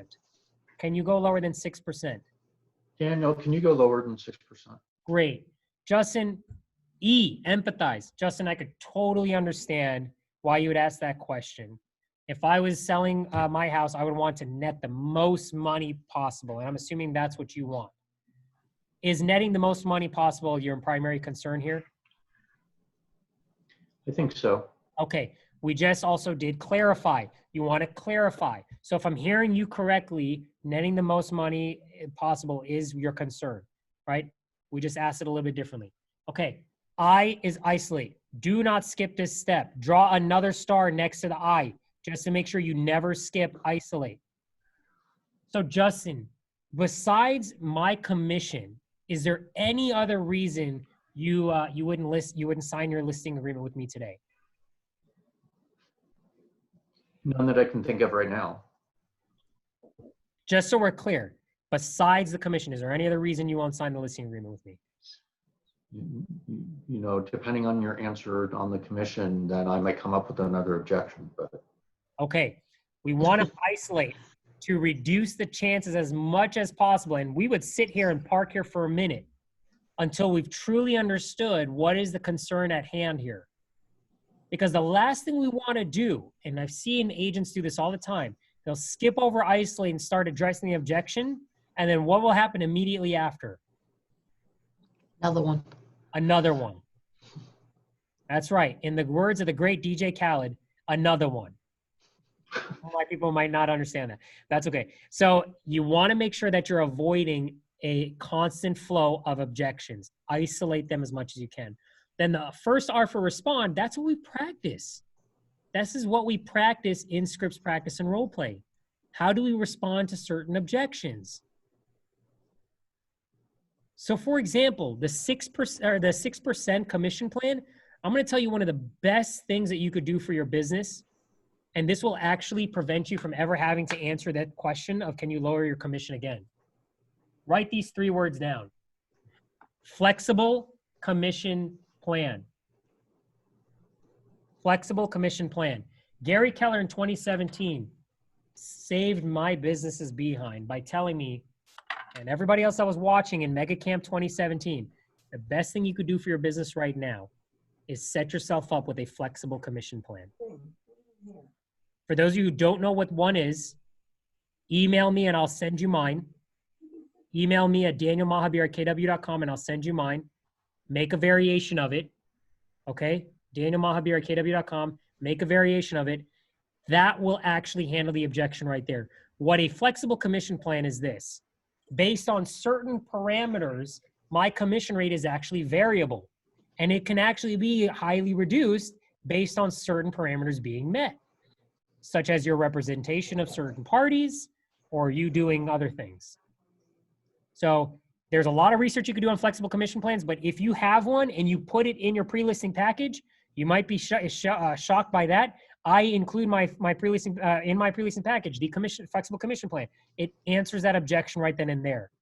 They see that they could list their property much lower, and now I've earned the right at that conversation. Okay? Another way you could do it. Well, I see these other guys that are listing their property for 1%. Why can't you do that? Well, Mr. and Mrs. Seller, I think what we need to do, and this is the response stage after ECI, here's how you respond to the 1%. I think it's really important that you understand how my 3% as a listing agent works. You see, my 3%, I like to break it down into 3 1% that you're actually getting from me. One of those 3%, you're hiring my marketing. One of those 3%, you're hiring my knowledge and experience. One of those 3%, you're hiring my actual skills. Mr. and Mrs. Seller, if you'd like me to list the property for 1% on my end, please let me know which 2 of the 3 you would not like to have. Now, many of you might be shaking in your boots at having that conversation. As somebody who's had that conversation numerous times, I will tell you right then and there, that's where they'll have the aha. That's where they'll have the aha. So a combination of having that in your tool belt along with a flexible commission plan, and ladies and gentlemen, you're ready to handle that objection tenfold, okay? The other thing I'll tell you when it comes to handling objections, you are just providing information. Do not be attached to the outcome, tied to the outcome, okay? Do not get tied to the outcome. This is where you'll start to get emotional. You'll start to blow something stinky called commission breath, and you will lose the entire agreement at that point. If they don't agree, all it is misinformation or a lack of information, and then readdress it. I don't feel like I've necessarily answered that question for you, so let me try again. It is okay to readdress objections. Any questions on handling objections? Any questions?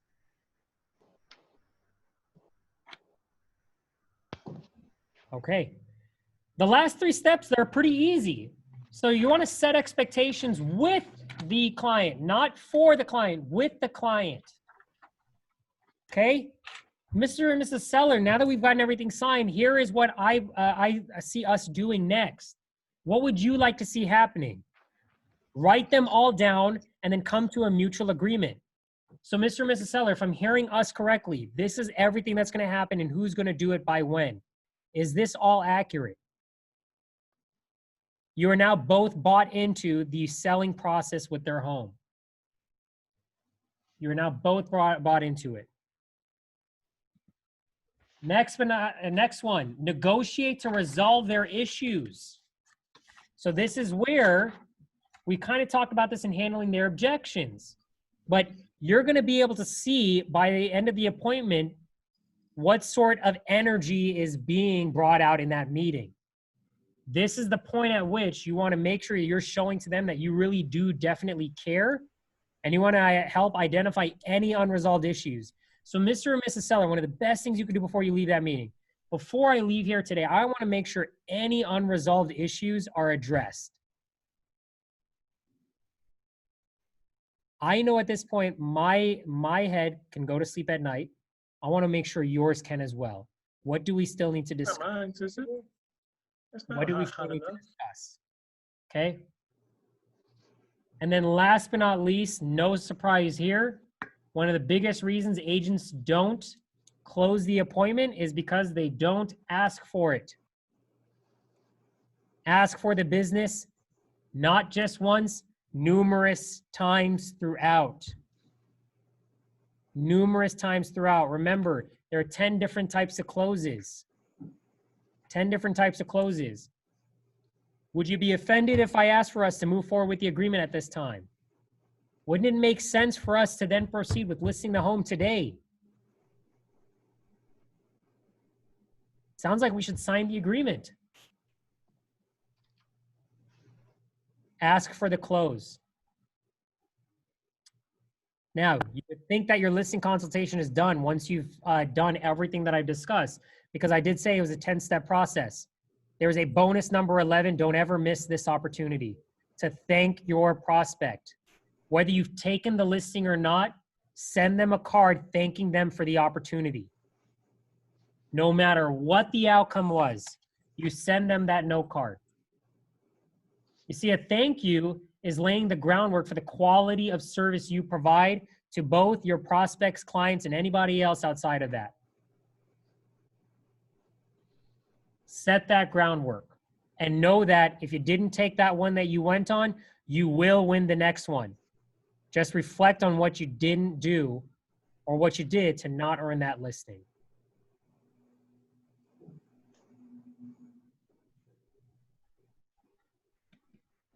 I don't know about you all, but I'm feeling good about a pre-listing and a listing consultation. So let's answer any questions first. What questions do you have on the listing consultation? Sounds like step 9. My head can go to sleep at night tonight, but I want to make sure your guys can. So what issues do we need to address here? And Sunny here. So if you did not get the listing, do you also follow up with Mr. and Mrs. Seller about why I did not get the listing? Well, would that be rude? Never. It's never ever rude. Okay. Mr. and Mrs. Seller, as a business owner, feedback is more important to me in many cases than a signed agreement, because it tells me what I need to do to build a bigger business so that my family can live the life that we want. So clearly I didn't do something or I did something. What could I do better on my next appointment? It is A-okay to do that, Sunny. Okay. What was the process, because you toured the property and then you sat down and you went over all these questions, but when did you actually pull out the CMA or the marketing plan? Did that all come first with you explaining it? Well, yeah, so remember this, okay? And you're right, we don't really have it baked into this. I'll tell you mine is when I come in, I ask my questions, I do a tour of the property while I get agreements signed. When I get back to the table, do some alignment and rapport building, and then we jump into the 3 questions. So the 3 outcomes and then the 3 questions. Okay, so number 1, 3 outcomes. Number 2, 3 questions. Okay, number 3 is then when you'll address concerns. So you're not going to jump into this whole presentation. You cue your presentation to what they're looking for. I will tell you, on many of my listing presentations, in fact, the majority of them, I didn't even bring out my marketing plan. Didn't even have to bring it out because that was not something that they were thinking about. You see, people do business with people they like and trust. And once you've achieved that, everything else will typically take care of itself. When it comes time to filling out the listing paperwork, which is then the next step, then we talk about the CMA as we're filling out the price. So the CMA goes with the listing agreement. You see, I want to make sure that we're moving towards a listing agreement before I talk to CMA, because that's the value. That's the value.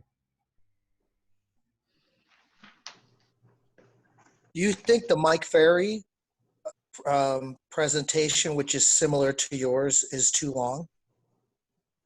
No, in full transparency, Luca, and as somebody who used to coach some agents that were doing Mike Ferry, it's been some time since I've looked at his presentation, so I couldn't tell you an honest answer to that. I'll look it back and I'll let you know my thoughts. But yeah, I drew a lot of inspiration from Mike Ferry's because I believe that you got to come in, take control, not dominate, but take control, and then work to get that agreement as quickly as you can. More agents will talk themselves out of agreement than they will talk themselves into one. That is one of the big ahas that I've had. Yeah, and I think one of the big things that you mentioned, and we're doing it now, I actually have a partner that we're practicing scripts so that you have that comfort level when you're in there and not in your head and getting all caught up in there. So I really pulled that out of there, one, and making sure that I have my toolbox ready with just enough to interest them. I mean, we can always, I mean, there was like a total of 49 things. So if I take in 15, just be ready to answer like the rest, but have my points ready that I'm going to deal with, I guess. That's what I kind of got to today. And you run a great group. Thank you. Batman, he brings a utility belt so that he can use anything he needs to, but he doesn't use every single tool with every single enemy. It's just what he needs. That's exactly what you all are looking to do. All right, let's get some mahas out of the way and then get you guys to your day. What are some mahas? Is to laugh. Is to laugh. You got that, Luca. Laugh and then trial close. Laugh and trial close. Do not miss the opportunity to trial close. What else?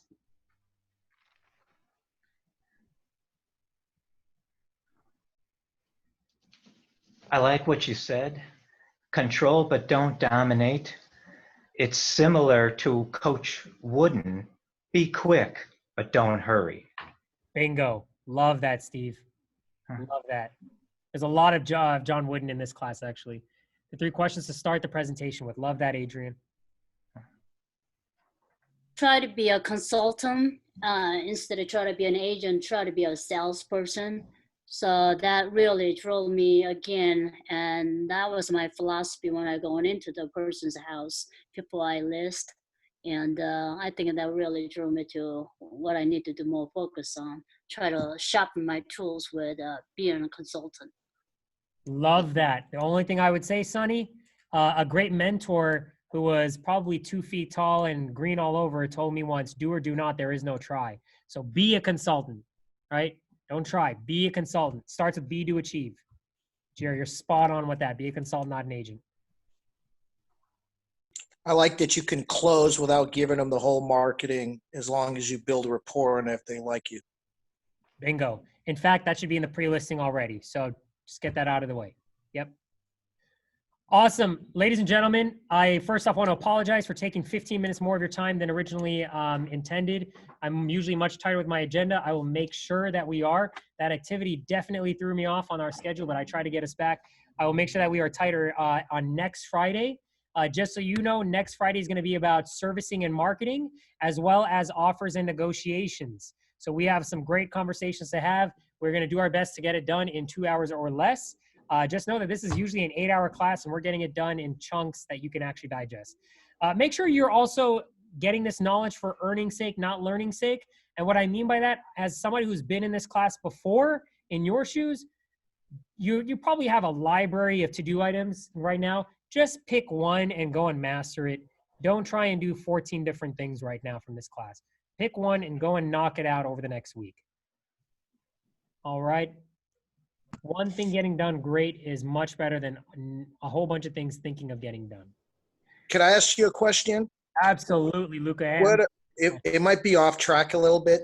What type of circle prospecting would you be doing right now in this thing, this COVID-19? Expired, the just listed, just sold because buyers are looking? What's your opinion? I guess, and for anybody who needs to go, just know, love y'all. Thank you so much for joining us, and I'll see you next week. Luca, I will answer this question here. Okay, so first off, your lowest hanging fruit is going to be 1, your database, and 2, for sale by owners and expireds. They need us right now because there's a lot that goes into the selling of their house, and they're low hanging fruit. The challenge there is that they do require a certain level of skill that if you're not prepared, you will go and fumble your way through. But I do believe in the idea of failing forward.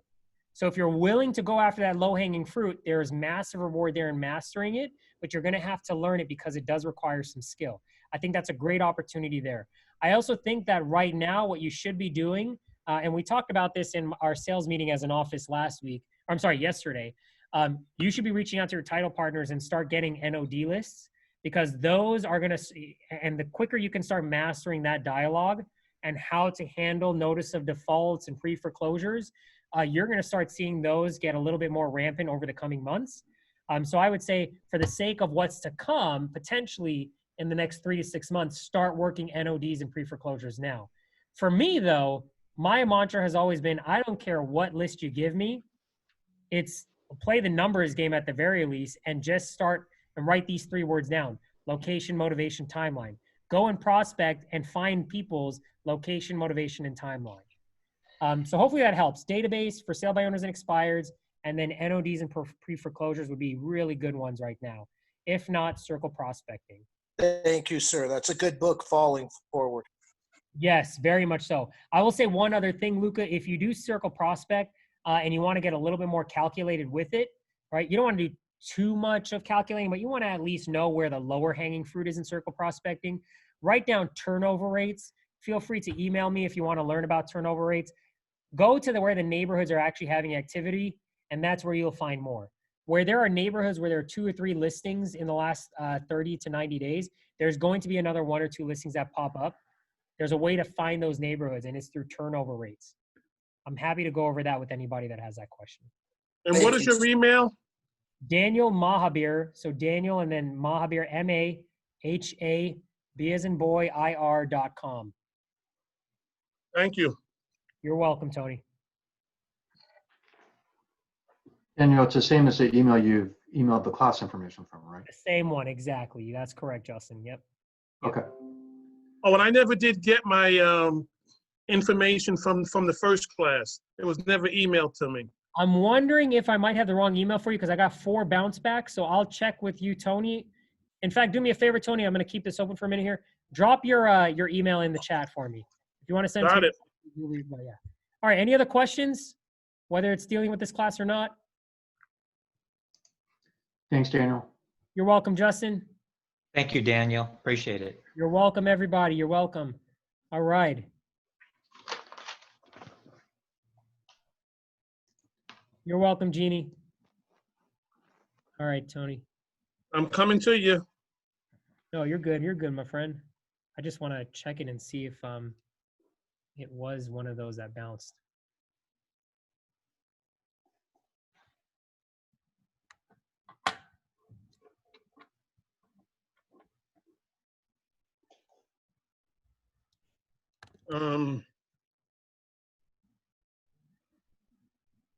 I don't see. That